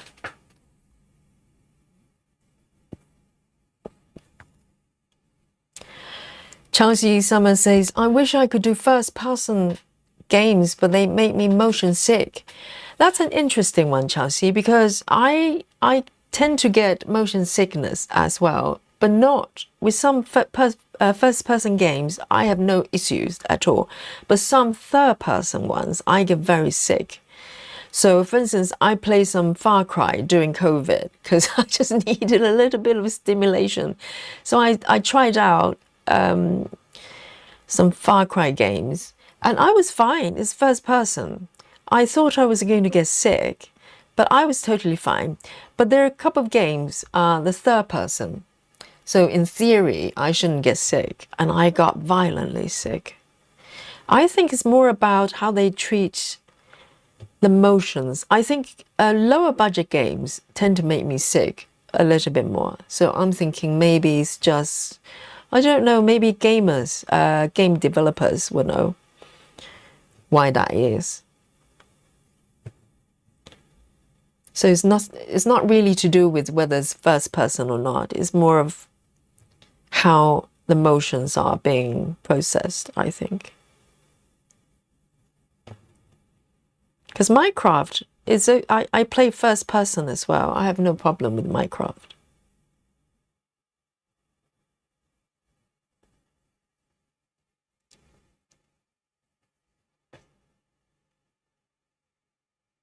Yes, Lona, I know it's hate. I can guess it. Yes, Ginny, I'm winning, okay?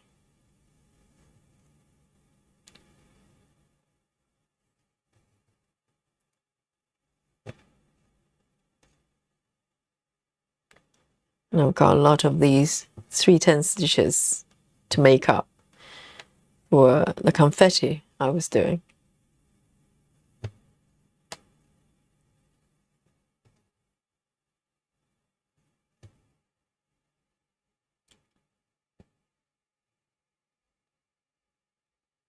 Janine says, when you're sleeping through, I'll be stitching and try to beat you your end number. Yes, Janine's feeling competitive.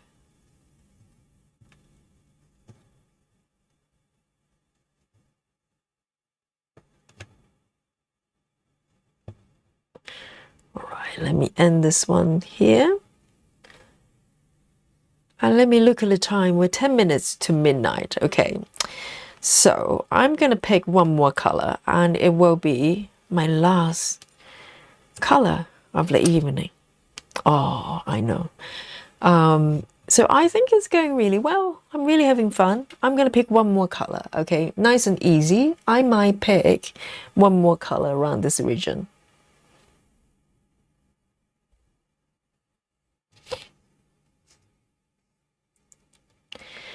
Everything says, thinking of getting Saga. Currently just mark up PDF on my iPad. I used to do that as well.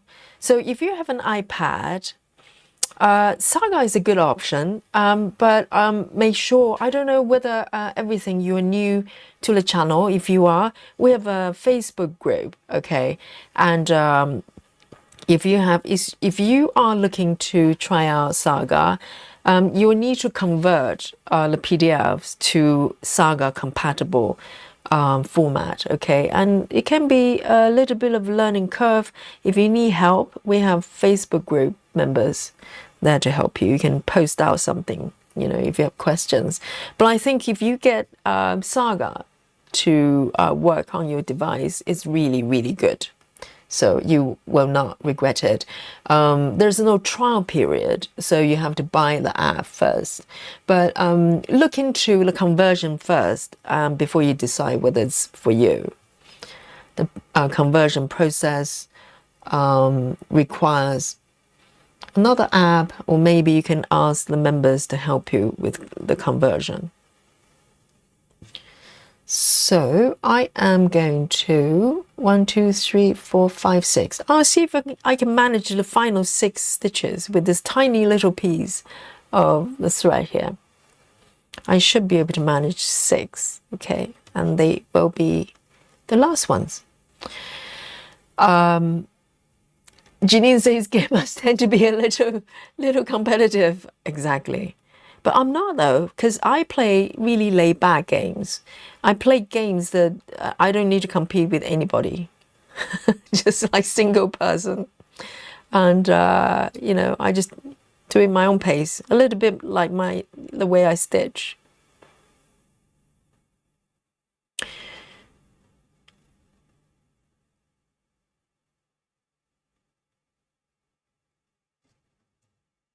All right, I've got, well, actually, I'm going to do 4.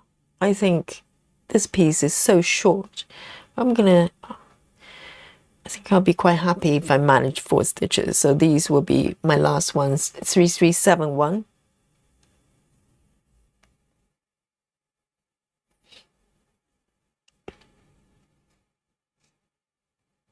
Oh, everything says my next pattern, I was able to ask the seller to convert it, really? Oh, I didn't know that was an option. So they're happy to do it for you. That's very nice. Wouldn't that be nice if heaven and earth would come up with a Saga compatible version as well? Well, in fact, I might make this one the last stitch because my thread is running very short. All right, so this will be my last one. So guys, you can put, you know, start counting, okay? And figure out how many stitches I've done today.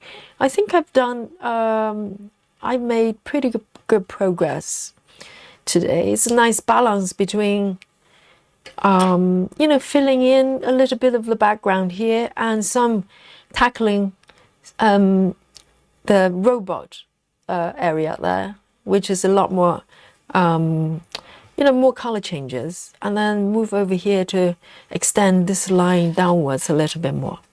Okay. So, yes, enjoy your movie, Beth. So, let's have a look. So I'll give you some time to come forward with the numbers, okay? And guys, we play a game called Guess My Stitches. If you're new to the channel, this is what we do. Susan just wants to come forward. And let me zoom out a little bit and give you a little bit of a recap of what I've done today. So today I continued with the Gemma's method, color flow, okay? And with this piece, it just feels right for this piece. Yesterday, I was doing 25 count as well, but I did not want to park at all. It just didn't feel right parking, but this piece is asking me to park, okay? And I see the numbers flowing in, so let me bring on our super duper Guess My Stitches machine. If you've never seen this one before, newcomers, brace yourself. Here we go. There. All right. And and it captures all the numbers coming in, so nothing escapes our Guess My Stitches machine. And so yes, this is 25 count, 1/1, Gemma's color flow method. So far I'm loving it, and I started, you know, this process of stitching this underneath. Here is a really cute, adorable robot that I'm looking forward to stitch, and the book area is almost done. There's a little bit there, and you can see that it's starting to transition into other objects. So I'm really excited, and I try not to refer to the markup too much, so I get a little bit, you know, pleasantly surprised. I like to stitch this way and just focus on the stitches, and then whatever appears is always a little bit of a surprise. So here we go. Let's have a look. So this is Saturday. Guess My Stitches. Okay, so there's a special category. Whoever wins the Saturday's category stays a winner for an entire week. Okay, so last week I can't remember who was the winner. You know who you are. Okay, you are still a winner until the new winner takes over, but maybe it's you again, who knows. So come forward, and if you're saying, well, I have no idea, I just joined, I just found this channel, I have no idea how many stitches you've done today, well, it's you and me both. Me either. I have no idea. Okay, so I do the stitching and you do the guessing. I've suffered for my art, and now it's your turn. Okay, so come forward, just a wild guess, no skills required, you know, and and look at the chat, they have no skills whatsoever. It doesn't stop them. Okay, so come forward and join in for a bit of fun this Saturday. Okay, Aimee Stewart, SAL. So let's have a look. Let's look at the numbers today. And until the number is revealed, you can come forward, okay? And from the top, we've got Susan, 327 stitches, and Tracy Parker, 263, and Sarah, 287, and loves to stitch, and Chris, 275. We've got all the best YouTube handles, and Travis is offering 345. 345, 546, 543, 345, and Suzanne 233, Samantha 232, and Janine 330, and Love Drunk 324, and Clara 334, Rajal 295. Everybody's kind of close, about 100 stitches apart, and Rachel 228. Laura 250, Ruth 246, and Jackie 256. Oh, here we go. Who is going to be our winner today? You know, sometimes we have multiple winners. Okay, let me zoom out a little bit and bring on a super duper app that does not lie. Okay, here we go. Are you ready? Okay, let me zoom out and turn off the symbol here. So this is where I am today, a little bit of upper left corner, but every step of the way I'm really enjoying it. I'm really enjoying it. So are you ready? I'm going to count down to 3, 2, who is going to be our winner today? 1, go. Here we go. The grand total of the stitches Yogi has completed today is 218. Not bad, not bad. Anything above 200 is a win for me. 218. So who is the winner today? I think Rachel is pretty close to 228. Okay, 10 stitches apart. Anyone closer? 218, 218. Maybe it's Rachel. What do you think? I think it's Rachel, right? Rachel is our Saturday Aimee Stewart SAL Guess My Stitches with a really long title. today, I think it's Rachel, right? Round of applause for Rachel. Well done. Yes. If this is the first time that you won, you're in for a treat, okay? You're going to receive praises from stitchers all over the world. And we have aliens in there. Yes, Rachel says, wow. Yes, Rachel, is you. It's your night. And you and me, we share the glory and the victory for tonight. And yes, the praises coming forward from Laura and from Susan as well. Look at this, with chocolate already. And of course, we're going to have buffet coming forward from Laura. There you go. And it's just a feast of the tummy and the mind as well. I'm making up as I go. And yes, look at this beautiful buffet here. And so enjoy it, Rachel, for your first victory. I'm sure more will come. And just come join us with the game every day. And maybe you will be the winner tonight. Okay, chat. So from the sleepy London town now is 1 minute past 12. And so Yogi is turning into a pumpkin. So today we have double stream today, okay? If you missed the my whip parade, my first one, and you can watch the replay. All right, and it's there for you.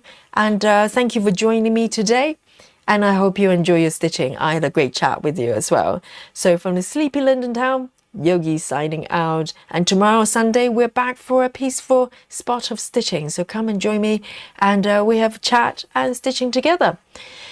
So thank you, 99, and with Dolly Love, and a lot of crowns, and 99, everyone. 99, I'll see you tomorrow. Bye-bye. Bye-bye.